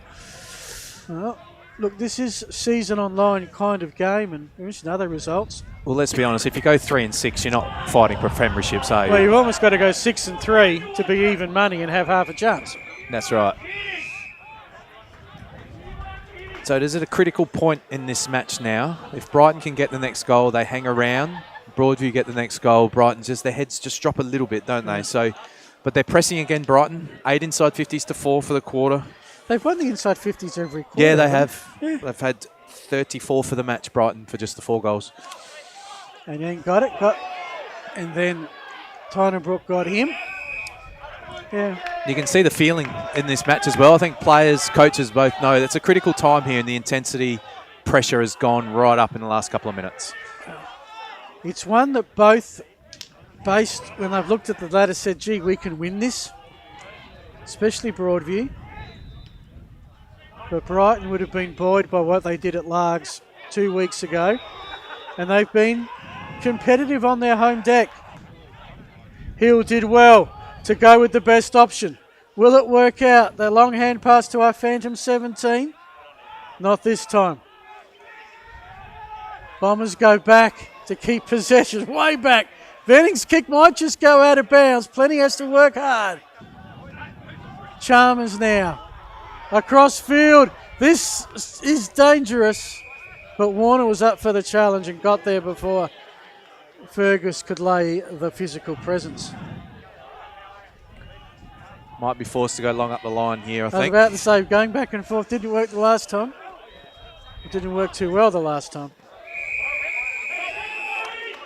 Out of bounds. 20-point game. Unsportable scoreboard 8-8 are the visitors. 4-12 are the Bombers. Both teams have had 16 scoring shots. Brighton plenty more inside 50s. But it is Broadview with a handy lead. Been a low-scoring quarter. Just the 2 goals kicked. We had 4 goals in the first, 6 in the second. And just the 2, 1 each in this third. And that would suit Broadview perfectly.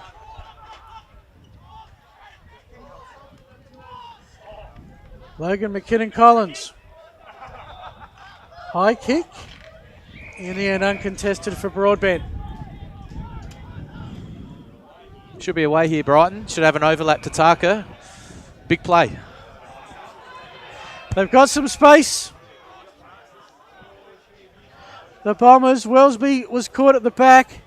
The ball spills to the pocket. Francis tries to go the Socceroo. I'm intrigued to know how that ended up out of bounds myself. Again, it's easy up here.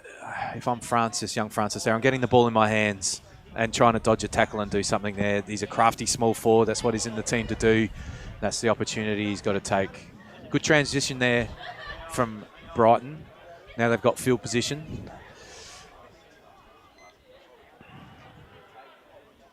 Throw in.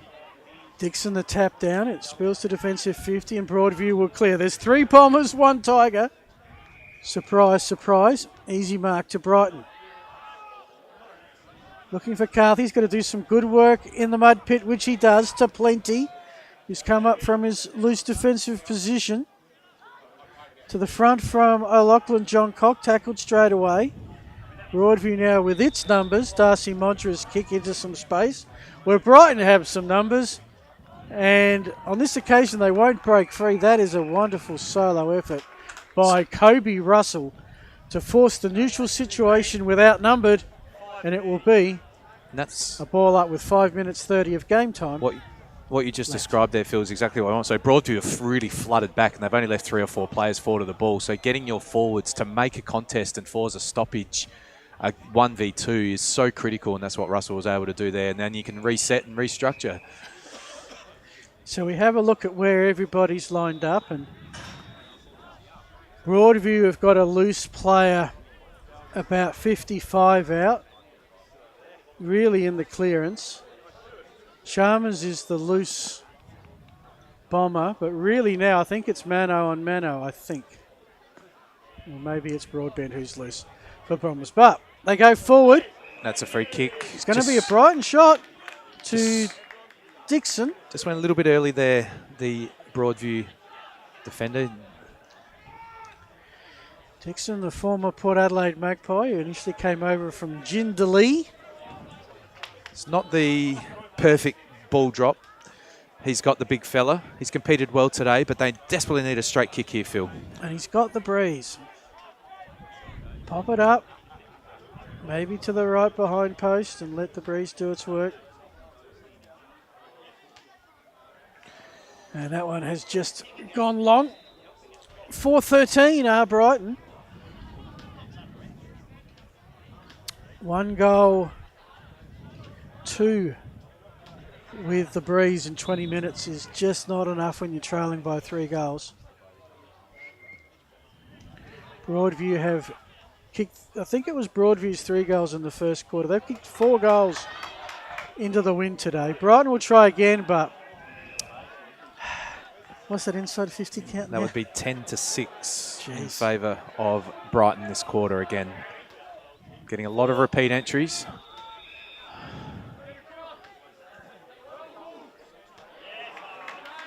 Game has really been played in Brighton's forward half this quarter, but Broadview are playing this well. They have genuinely got a lot of players back, and they would be happy, Phil, to take this lead into 3/4 time. That's the strategy at the moment. Brighton have got them in the front half, but they just haven't been able to score, and Broadview are just soaking up a lot of pressure. Another Broadview clearance. Going back, that was, I thought that was well done by Justin Evans. He just dropped it at the last moment after making perfect position. The Broadview kick very misdirected. Venning, I'm not quite sure who the opponent was. Venning decides to go take the scenic route home via Finlay Bennett, which leaves a chance for an intercept. Smith is open at the top of the square, and in the end, Venning, who did start that misdirection, makes up for it by taking the intercept mark. Ty Murphy has it. Plenty draws the defenders. The hand pass needs to be good for Sheffield. He's tackled straight away. Umpire's ball. Gee, that was living dangerously. Yeah, it was. And that's how both teams play. They like to maintain the ball in the back half. But Broadview's pressure. They've been there to put the pressure on today. 19-point Tiger lead. 22 minutes gone. Trying to come through was our Phantom 17, who was caught, had plenty of time, and he's holding the ball. And that's Sheffield with the tackle. You can see Plenty is obviously their designated kickers. Had a lot of the ball coming out of the D50 today. They're going back a lot. Turnover, kick around the body, Kobe Russell. Plenty's getting back. Will keep his feet the better. Just got the kick away. Brighton have some numbers. They should get it through Carthy. Lachlan Johncock. Now this is where Broadview have some numbers. Oh, that's a throw. The hand pass from Rivers lacked a lot of oomph to 27, whoever you may be. To the top of the square, Hill hadn't lost it. Now that was Fergus who hadn't lost it. He's been moved up forward. Wow, okay. But it spills now to Smith. Smith, good kick. Bit of vision. Didn't blaze away. He's gone for the goal scorer today in Campbell Mulherron, who's got a chance at goal number 3. That bit of play by Smith is exactly what Brighton have lacked a little bit of it there, and just a small forward being able to dodge and weave and just find a little 15-metre pass so his teammate can have a set shot on goal. They kick this at this time of the third quarter. It's almost all she wrote. Hasn't been easy the set shot to this end. Let's see what he can produce. No. Fair deal of a cross breeze to deal with. But dealt... Oh. Goal umpire almost got me. It's a behind. So, you can't say Broadview have been the most accurate team today, but they've been more accurate. 8 goals, 9.57 to 4.13.37, the margin out to 20. Three-quarter time, and we'll round up some scores from you from around most of the other games in Division 1. And what is round 9? The thing I love about the Adelaide Footy League schedule, everybody plays everybody home and away, and everybody plays everybody before they play someone the second time. That means the ladder tonight really is a good mirror on where everything is at in the competition. And it's cool. It's called a fair competition. It's called a fair competition, that's right. I guess when you've got a league with 64 clubs as Harvey might have an ankle injury out of that last kick out as well. He's very proppy. And he's back down again. And of course, he's done it about as far away from the interchange gate as you can. He's trying to hobble out of the contest. No one's gone to him. Not long to go this quarter, Phil, so Brighton a man down around the clearance here. Yeah. Doesn't matter for the moment. You watch, a man down, they'll score a goal. That's usually how it works. Might have a chance here because Chalmers has got a bit more space. It was brought down pretty quickly. Wormburner kicked to the hot spot. Loose footy to get 30 out. Dixon doing his best. He actually got the handball out. Goes back and gets it. Falcons someone in the process. And before Brighton can get it out of the pack and get a shot, the three-quarter time siren has gone. And it is a 20-point lead to Broadview. They have won every quarter. 11 points, quarter time, 19 at the half, 20 at the last change. After kicking 1 goal 3, Brighton kicked 1 goal 2. You're with Adam Jeffries and Phil Hurd, and we will take a three-quarter time break. You're watching the Adelaide Footy League, thanks to Filming Footy.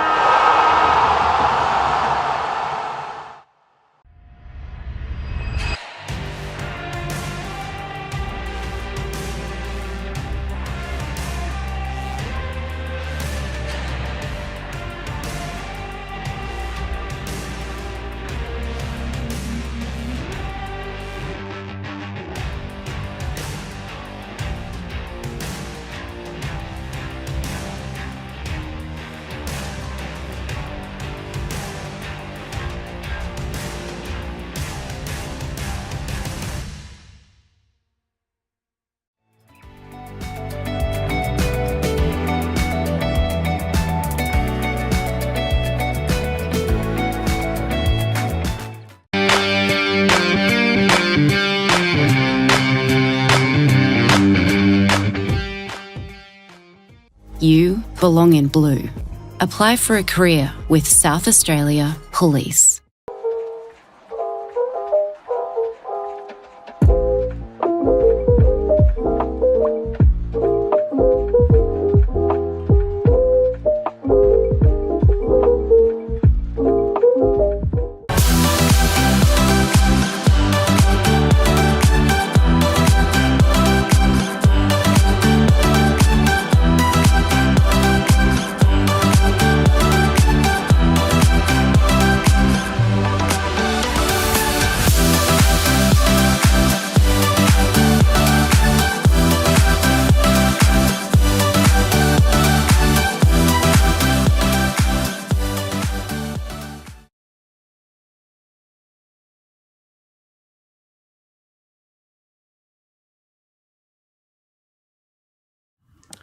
Welcome back. Three-quarter time here at Brighton Oval. The Bombers 4-13-37 are looking down the barrel at the moment because Broadview have a 20-point lead. 8-9-57. Interesting. I'm just having a look at the other games, including Spock and Port District. Port District, they're a bit behind us. 25 minutes gone, and Port District have just goaled. They now only trail by 17 points. It is Spock 9-9-63, Port District 7-4-46. That result probably has consequences for Brighton at least, because if Spock win, they would jump the Bombers if the Bombers don't get up. So Adam, just while I look up some more footy, your thoughts on the third quarter and the status of this contest? Yeah, the game's not over, but it's hard to see Brighton maybe kicking 6 goals into the breeze to win it though, isn't it? But strange things can happen in the Adelaide Footy League sometimes. Brighton have had 37 inside 50s to 27, so they have played really, really well today and been on top at various stages around the ground. But I've been impressed with a couple of aspects of Broadview's game. Their efficiency in the first half was really good. The other thing I've been impressed with was that I've probably been a little bit critical. We spoke pre-match that Broadview had the highest points kicked against them in the competition so far this year, and if you want to be a finals team, you've got to be hard to play against. And I thought defensively in that third quarter, they were really, really good. They read the situation of the game where they had to get numbers behind the ball. Brighton were pumping the ball inside 50 repeatedly, but they had a lot of numbers back Broadview, and their forwards were able to come up really high and just neutralise. So I was really impressed with the defensive aspect of their game and their pressure they brought here today, Broadview. They just need to find 3 goals and they'll win this game.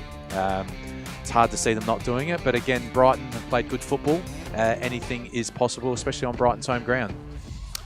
Well, I found one thing out. We are the early game at the moment, which given the conditions we won't complain about. These scores are late in the third quarter.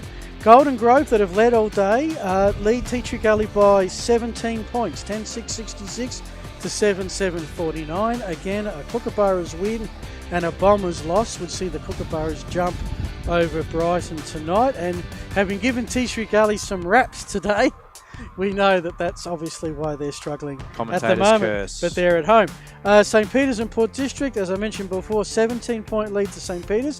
That would be a surprise, but Spock's form in the last 4 weeks has actually been pretty good.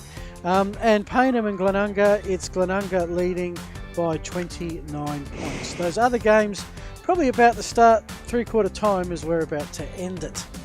So we will be on air to give you some finals from those.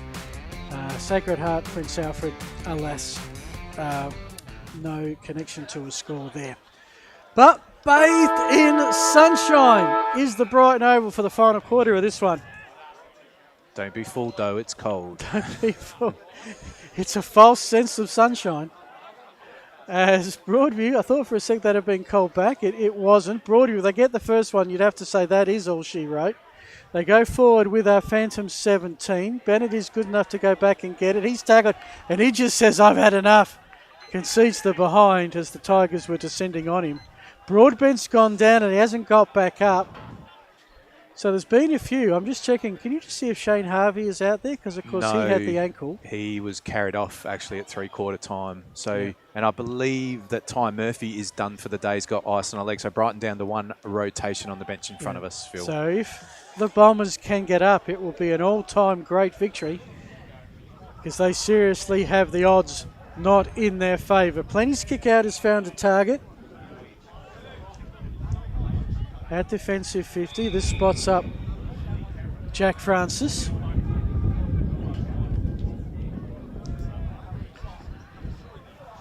But in the end, a beautiful intercept mark. I think that was Kane Flanagan. Out of order that though, Bombers ball, as you can see. The lacrosse playing behind. It's a great mark there by Wellesby. Wellesby, who really hasn't had a lot of the football today. So to go outfield again, and he's got the pass on to Rivers. Now this might sound like dumb commentary, Phil, but they just need a straight kick here, don't they? Are we allowed to say that? That's my job. People watching you say, oh, I could commentate that. That's easy, but they desperately need a straight kick here because it can build momentum, Phil. And if you're at three-quarter time, if you had one wish for Brighton, just to get an early goal, just put the opposition under a little bit of pressure. It's been pretty good today, Rivers. It's been hard for the tall forwards on a windy day, but he's taken 5 or 6 marks inside 50. The first goal after any break resets the momentum. And it gives the Bombers a chance. Brighton are 5-13. That's 43. Broadview are 8-10-58. The margin back to 15. So on a normal dry day, that's not much. No, it has been a low-scoring game. But, yeah, that just gives them a bit of belief, doesn't it? He's been a good player today, Rivers. Good to see Wellesby get involved, who has had a relatively quiet day. Now Brighton need a centre clearance. They've got Tarker in there rather than his usual small forward role. He's a player that can flash through. I'm sure the ruckman Book will be getting up early trying to hit the ball back to Carthy and try and get a centre clearance and put Broadview under pressure again. But it's Broadview, Daniele, who gets another centre clearance. He's been good today. This time Smith, who's also been good, overran it. But here's Carthy again. Can't see his number because it's caked in mud. He's been in the thick of it. And holding the ball is the call. Not exactly your typical tackle, but I think it was the term that you've got to be retarded with the ball. I think O'Loughlin Johncock thought he was out of bounds and he was waiting for the boundary throw-in call, but boundary umpire said no. Can't really help him there. We don't have a sky cam. Maybe that will be next year's innovation. Hugo, take note. Sky cam over the top of Brighton Oval? No? Okay. We do thank our crew. We've got Elias and Hugo behind the scenes making Adam and I look good. Which is not easy to do. Not easy to do at all. So Brighton need to take a bit of a chance here, maybe get some numbers away from the stoppage. If I'm Jake Tarker, I'm going with a bit of speed all the way through. Let's see what happens.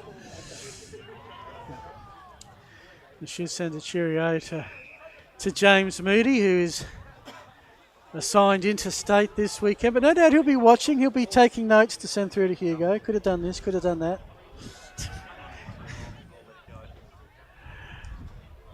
Broadview trying to go forward again, but this one will spill over. Was it touched? I think it was. Not a play on that outer side today. That seems to be the wing of choice when you're going into the breeze.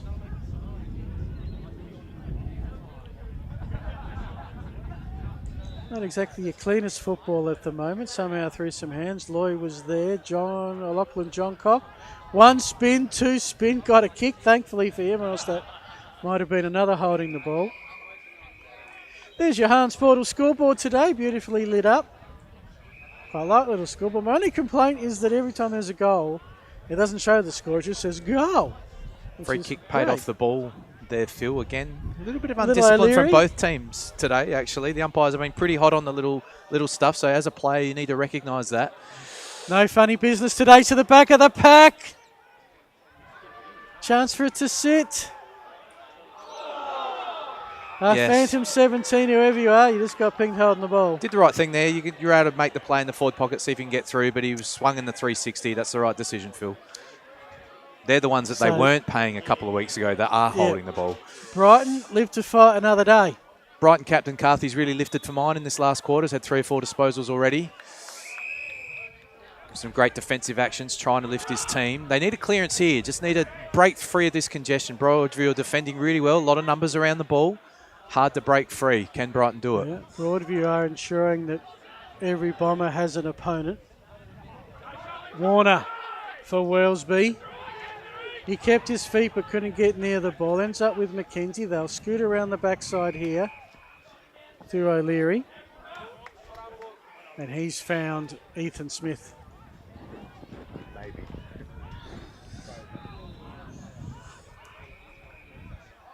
I wonder when Broadview, I mean, if they're up by 20 plus, I think they'd start playing some keepings off. I don't think 15 points is a lead you can protect at this stage.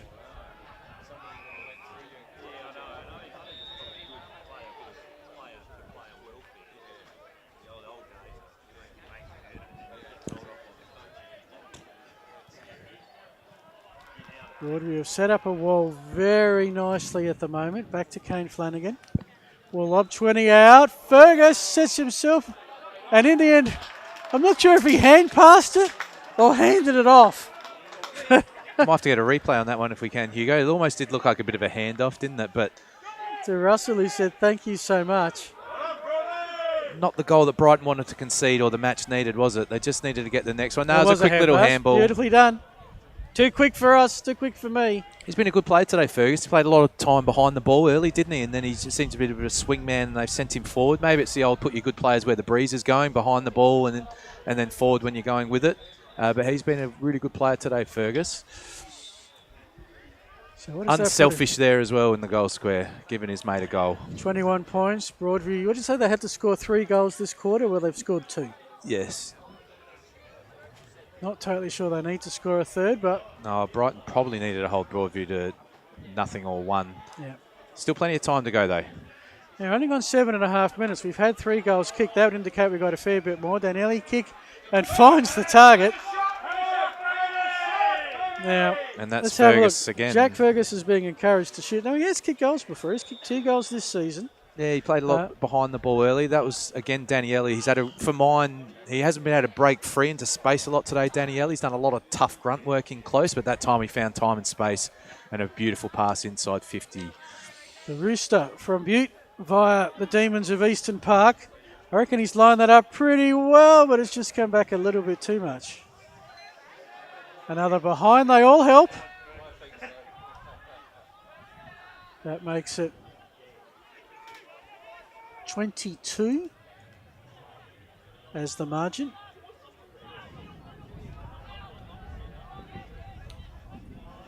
Plenty assesses the options, and as I've said, most of them have gone to the far side. I mean, if that's where your ruckman is, that's where you'd go, but Outpointed nicely by intercepted. There wasn't small a man pointed by Leary, was he?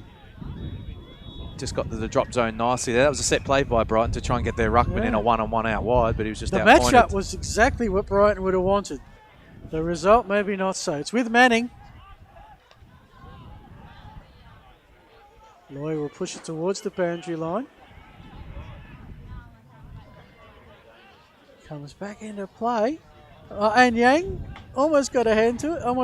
And he got a boot to it. O'Leary got a boot to it. Don't tell me he's kicked it. He hasn't. Another behind. I mean, this is suiting Broadview just nicely. It's down there into the ground. Brighton, no threat of scoring. And that clock keeps on ticking. It's a 23-point margin, which is 4 goals. You've got 15, 20 minutes left. That's time. And something's happened off the ball here. Been a bit of that today, Phil, hasn't there? The umpires have been hot. Yeah. Again. The 2-1s, Kobe Russell and Otis Carthy. Doing something the umpire saw behind the scenes. This will put it at the 50-metre arc of the Bombers. That's a great grab by Taka. He wants to play on, and that's where he came a little bit unstuck. And Young draws the defence and got rid of that hand pass like it was a hot potato. Brighton have worked it to be in the front of the goals. This is snapping range. It'll be umpire's ball. Just a shame there again. Great mark by Taka. It's a pretty good mark for his size, isn't he, Phil? But just, under pressure, looking for them leading forward. Scrub it a kick inside 50. Not exactly sure what Alex Brook was attempting at that tap up. He's got the ball now to the hot spot. Broadview with some numbers. Should use them, O'Leary. Downfield, relieves the down pressure. Here come the Broadview. There's no one inside forward 50. Ethan Smith puts it up. Clever play. For Fergus. He looks up. Suddenly it's full of Tigers, including one in goal scoring range. It's through the hands. Thankfully, he saw the behind post before he went head first into it.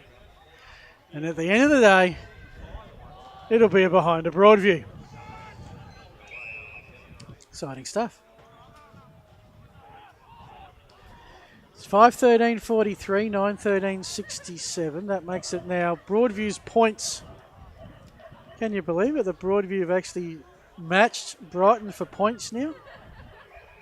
Yeah, suffered for a bit of inaccuracy themselves lately, Broadview, haven't they? I think that was 7 goals 5 at one stage. So yeah. 3, 4, 7, 6. I guess it was sort of around that 50% mark. Brighton, another Brighton player down in the wars as well, so they'll have no bench for the remainder Warner, of this game. I think, isn't it? Yeah. As Tyne and Brook, I reckon, is their last bench players come on.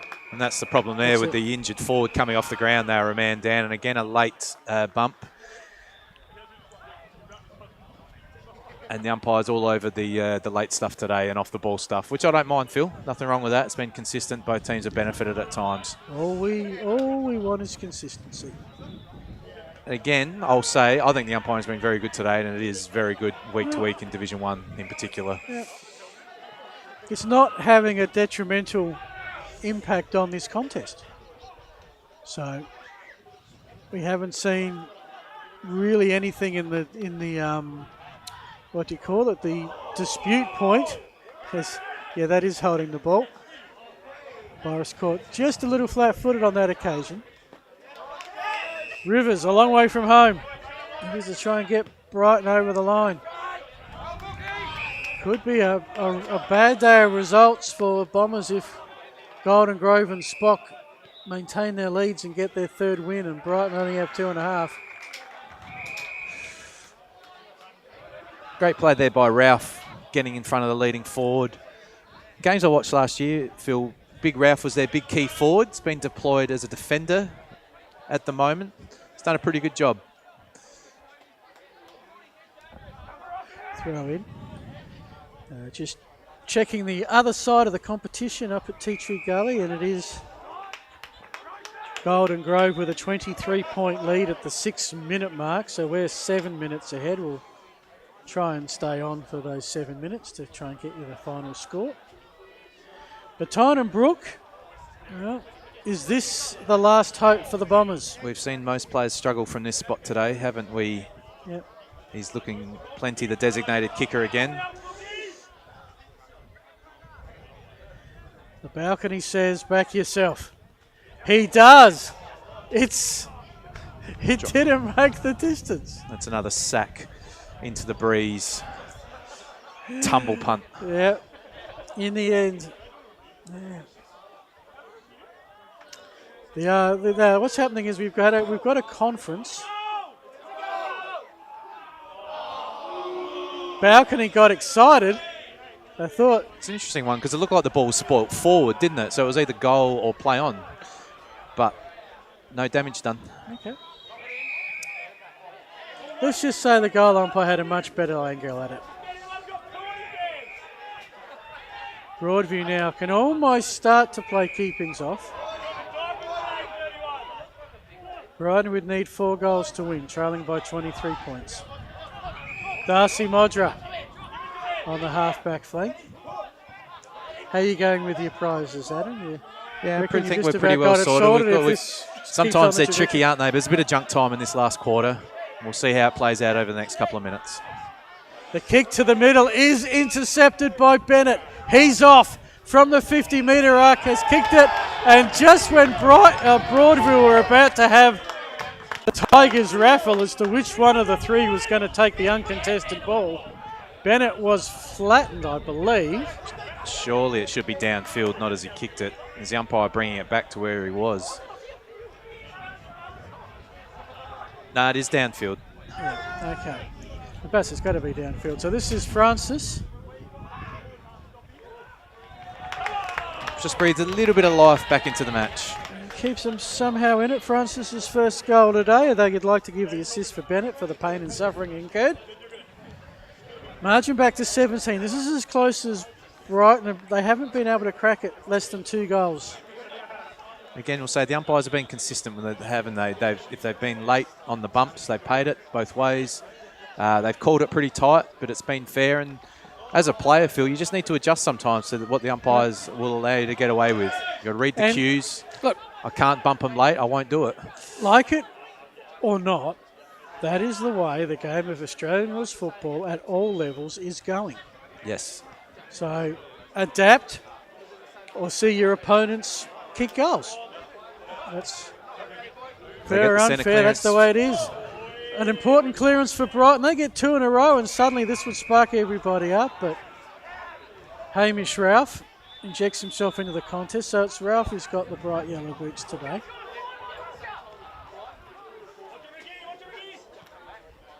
Decides to go with a long kick, looking for An Yang.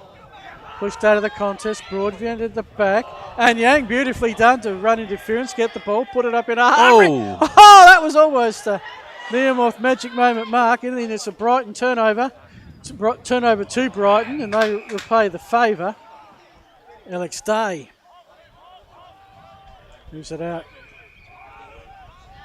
in the Cooper O'Leary. He's sort of owned that wing today, hasn't he? Yeah, he's been handy, hasn't he? Sometimes in the commentary box you can't see everything that goes on over that side. But he's been a O'Leary's handy got a player.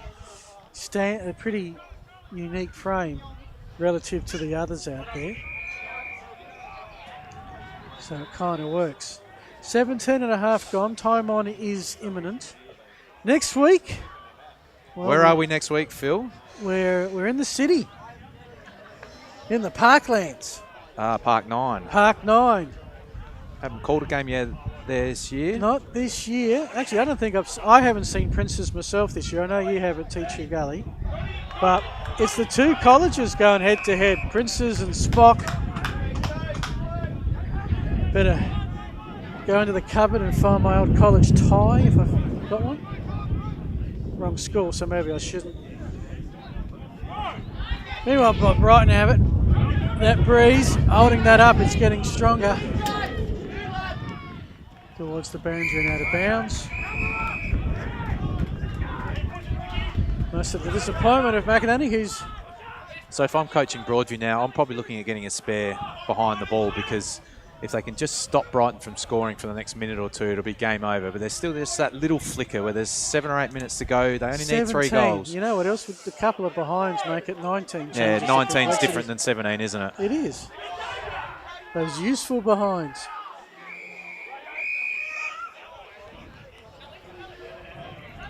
So yeah, if I was Broadview, I'd be pulling someone away from this stoppage, try and create a +1 if I can. What I'm looking at the moment, Adam, and help me out here because you're the coach. Body language.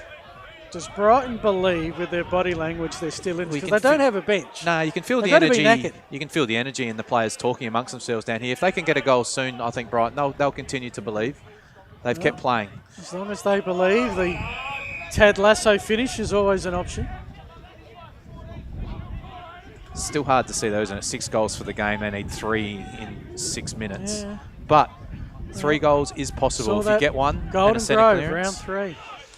They looked on and found a way, but admittedly that was a big third quarter, not final 10 minutes, and I reckon they had 1 or 2. It was Golden Grove who didn't have the bench for that day. True centre wing position. We are 10 seconds from time on. In a quarter that's had 3 goals kicked.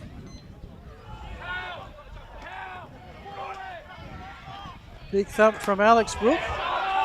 Lovely tap on. I think that was McInerney who did that. McInerney, sorry.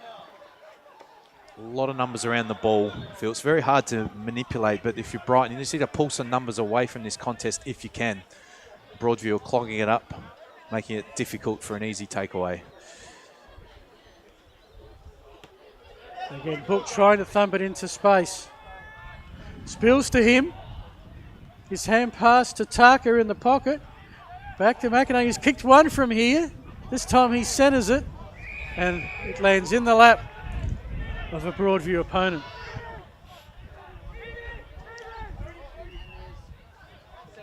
The Belonging Blue, the SA Police, one of the great sponsors of the Adelaide Footy League.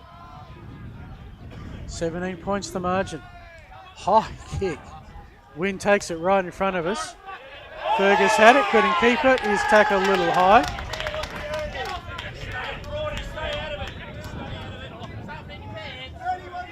We'll be venting with it.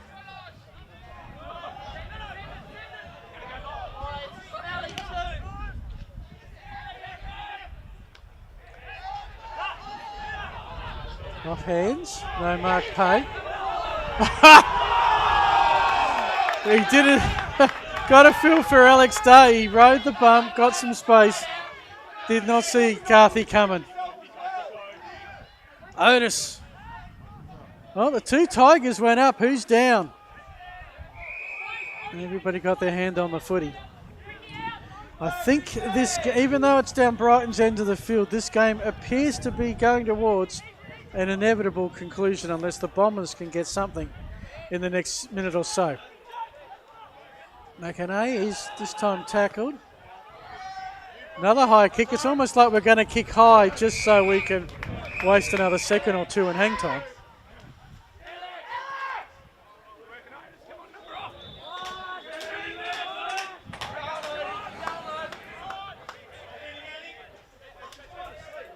.22.5 gone. 17-point Broadview lead, looking for their 4th win of the season, and they'll turn for home at 4-5, which I reckon will put them level, or maybe in 5th, if not level with the team in 5th.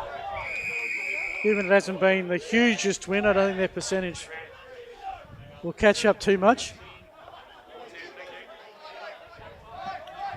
Looking about 4 minutes left. Adam's he's got his awards worked out. He's going to go down and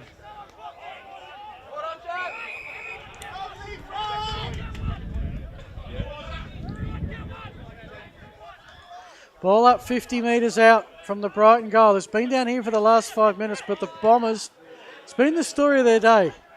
Great field position, opportunities, but nothing on the scoreboard. 27, whoever you are, got the kick away. Loy brought it to ground, a chance for Broadview to kick it straight to Broadbent. Now Book, that's Alex. Out the back. Francis is collared. Carthy is escorted out of bounds for another throw-in.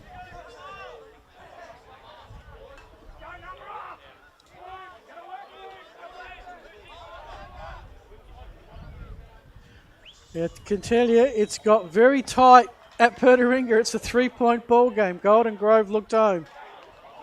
That's 16 minutes gone, so after we're done, maybe catch the last bit of that. All the Div 1 games not played at the Sacred Heart Middle School are streamed this year on Filming Footy.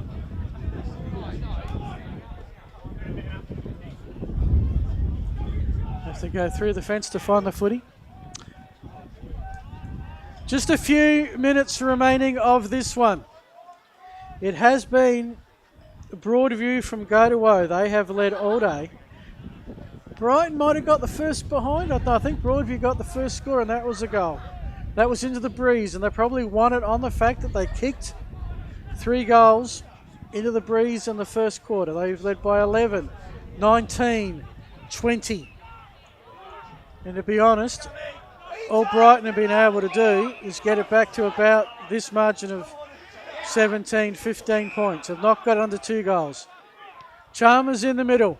One more inside 50 to add to Brighton's huge tally.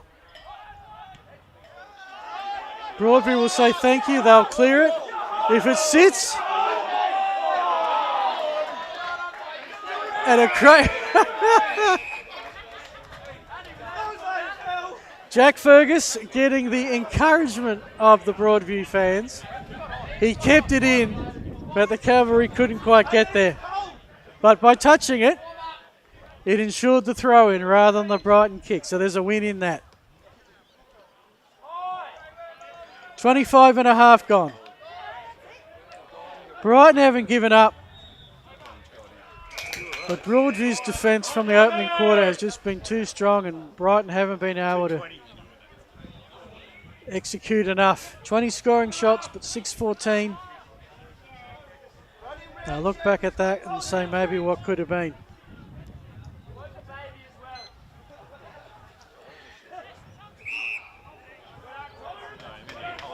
Next week, Brighton have the toughest ask in the competition. They'll go to Glenunga to Webb Oval and take on the Rams. Broadview, well, they're also on the road for the second straight week. And we've got an injured Tiger. It's late, it's cold, and everyone's sore and fatigued. Everything feels a little bit more at this part, and Ben Manning will come off and replaced by Alex Day, the Wakefield Sports Exercise Clinic. Man in the interchanges. There you go, like on cue. Like we planned that.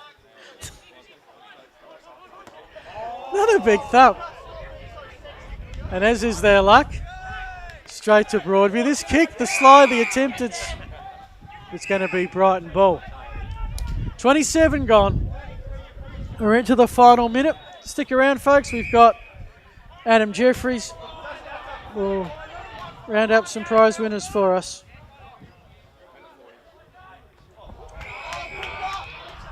And here's Alex Brooks. There's plenty of the big ruck now. He's going to kick it inside 50.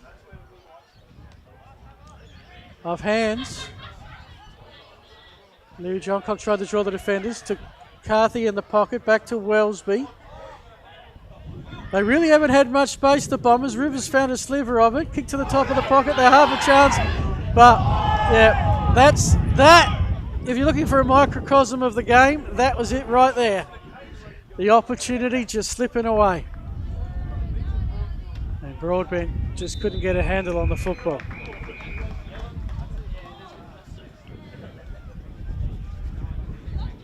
Can tell you Tea Tree Gully have hit the front at Pertaringa. That's good news for Brighton fans. They would not want Golden Grove to get a third win and jump them. 20 minutes gone there, Tea Tree Gully by 3. Plenty. Almost had his head taken off, but good enough to recover.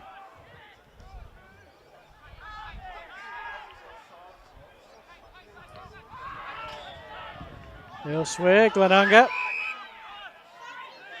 lead Payneham Norwood Union comfortably by 53 points. As Broadview go forward, they should raffle it off. They could have raffled it off. And in the end, well, hold on, I'm not sure if that cost him an award. I think Adam already decided things. Had the loose player by the goal line and decided to kick, not handball. So as mentioned, Payneham Norwood Union will go down to Glenunga.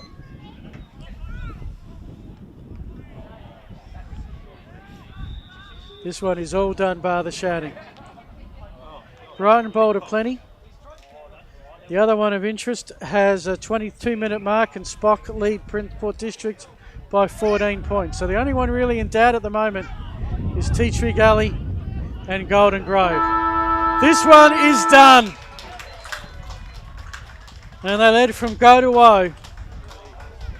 And in the top defensive effort from the Tigers, Brighton just ran out of players and struggled all day to convert forward 50s into scoreboard pressure. It's 9-14, 68 on the Hans Sportal scoreboard. Brighton 6-14, 50. So Broadview will go to 4 and 5. Tea Tree Gully, as we see the Dartfish highlights come up.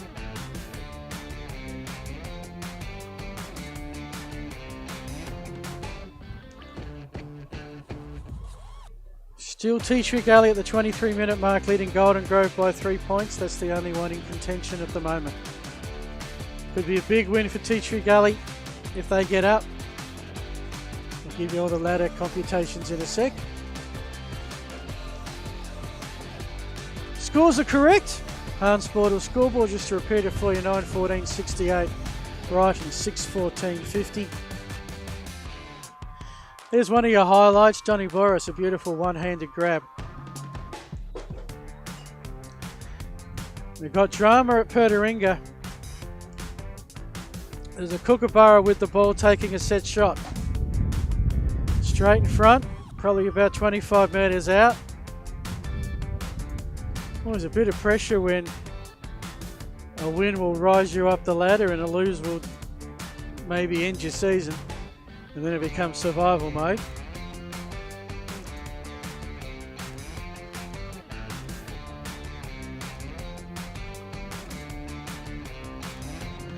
And Golden Grove have dobbed it.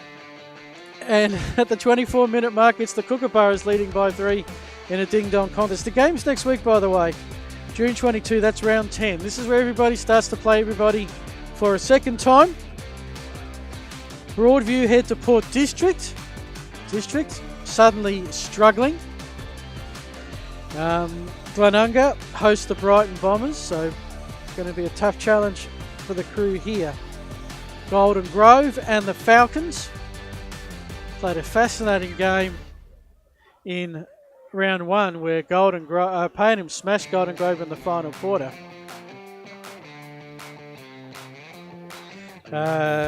Tea Tree Gully hosts Sacred Heart.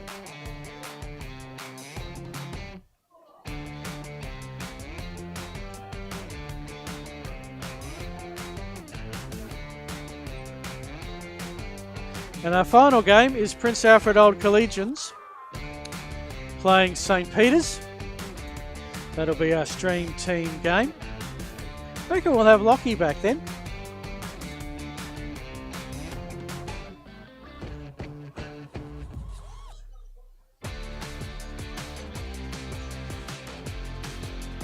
Just about set. Adam has done a wonderful job. Elias has done a sensational job getting a camera, a bit under-resourced in some areas today. But we're almost there. Let's go to Adam Jeffries. All right, we are on now. We are frozen here, so it's been a tough day in the commentary box, but well done to Broadview. Much improved performance for them. I thought they were really strong defensively today, so great signs for them for the next couple of weeks. We've got our, We've got our Belgravia New Balance Player of the Day, which is Sam Danielli. We've got our Neomorph Mouthguard Player of the Day, which is Campbell Mahern for the great snap down in the pocket. Best teammate for mine was Jack Fergus, a little bit behind the ball, forward of the ball late in the game, so well done. Sam, we'll start with you. You've been playing a little bit with the Crows, feisty game, hard to break free today. Tell us how it was out there. Yeah, look, it's been a couple tough weeks for the boys. I haven't been around, but yeah, haven't won too much lately, but it's just good to have a good full quarter performance and just push it out. So yeah, good stuff, lads. Really well played, mate, and you're a great player when you come back and play. Tell to us, Jack, played a little bit behind the ball and then moved forward late. What's the go there? You're the swing man, you just go where the breeze is. Talk to us about that. I think I'm just getting old, so later in the game I'll become a bit of a liability down back, so they chuck me up forward and make sure that I don't let anything through late in the game. You know what I love? I love honesty, and I loved your team playing the goal square, giving off the goal late as well. So well done. And Campbell, is that right? You got the promotion up to the ones this week, and you kicked the snap goal, 2 goals in the second quarter, but that was snap goal. Tell us about it, mate. I reckon the wetness helped, slid through. It looked like it was going to the post, but it slid through, which was good. Couple easy ones that I missed, but get them next time. No, could have had 3 or 4, and I'm sure Burjo will keep you in the side for next week. But well done to these boys. We'll let them get in and sing the song. Great defensive display today from Broadview, much needed. Well done to them, and good luck for the rest of the season. Back up to the Combox. Cheers. Alrighty, congratulations to all the winners. Well done to Adam. Well done to Elias as well. Now he's got to work out how to get all the other photos done. It's over at Pertaringa, and Golden Grove have won by 2 points. Golden Grove 12-7-79 have beaten Tea Tree Gully 11-11-77. So again, the more accurate team getting up. That's huge for Golden Grove. It'll lift them to, well, it might lift them up at least 1 spot. We'll check about Spock in a sec. Payneham Norwood Union have gone down to Glenunga. And the one we don't know, I'll just get that final, St. Peter's, as we're watching all the highlights, of course.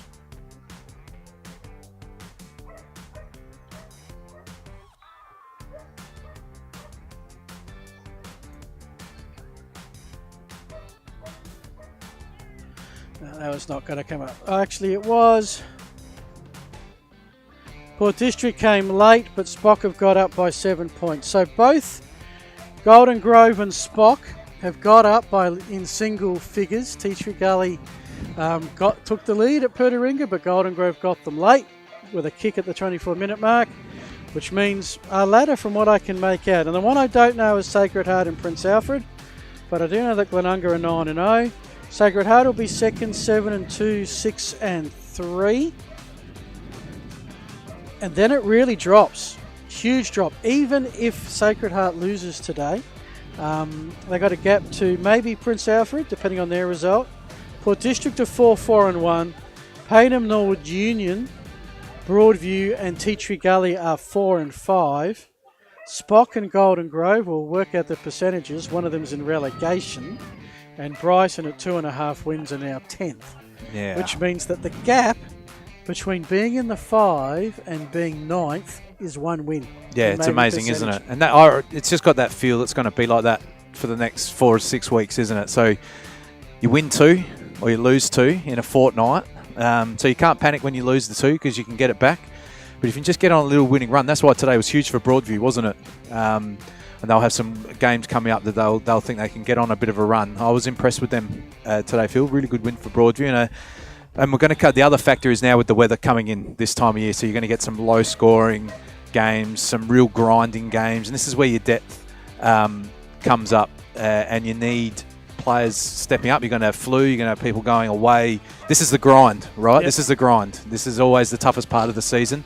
After the June break, everyone's got lots of energy up to the June break, and then in the four weeks after, where it's cold, wet, miserable, training, numbers, all of those things, getting wins on the Saturday makes everyone feel pretty good, Phil. Well, they'll feel pretty good at Broadview, winning the trifecta today, the C's, the B's and the A's. But thanks to our sponsors, which include Archie's Footwear, Belgravia Apparel, the New Balance, Nearmouth Mouthguards, Hahn and Sportal, Wayfield Sports Exercise Clinic, Farmers Leap Winery, Police Credit Union, Dartfish and the Moseley Bar and Kitchen. Plenty to keep you up to date. The weekend wraps late tomorrow. Between the Posts, including Tommy Javor's comprehensive Division 1 report, that will be late on Monday. Plenty else on Between the Posts as well. Adam, I feel like getting warm, so any final thoughts? Final thoughts. I hope everyone's enjoyed the coverage. It has been freezing up here. I almost cramped up going down the stairs to do those interviews. But yeah, tough day for the commentators, but a good game of football, even though it would look like a bit of a low-scoring battle. Well done to Broadview, though. Much-needed win. They need to start winning these defensive arm wrestles. They did well today. They did indeed. Thank you, Adam. Thanks also to producer Hugo, cameraman Elias, also boss John Douglas, and all of our filming footy family. I'm Phil Hurden saying thanks for joining us from Brighton over. It was the Broadview winning the C's by 103, winning the B's by about 50, and winning the A's by 18 points. We're back next week from Park 9. Hopefully warmer weather, probably not. Prince Alfred Old Collegians hosting St. Peter's Old Collegians. Until then, this is the Adelaide Footy League. Thanks to Filming Footy.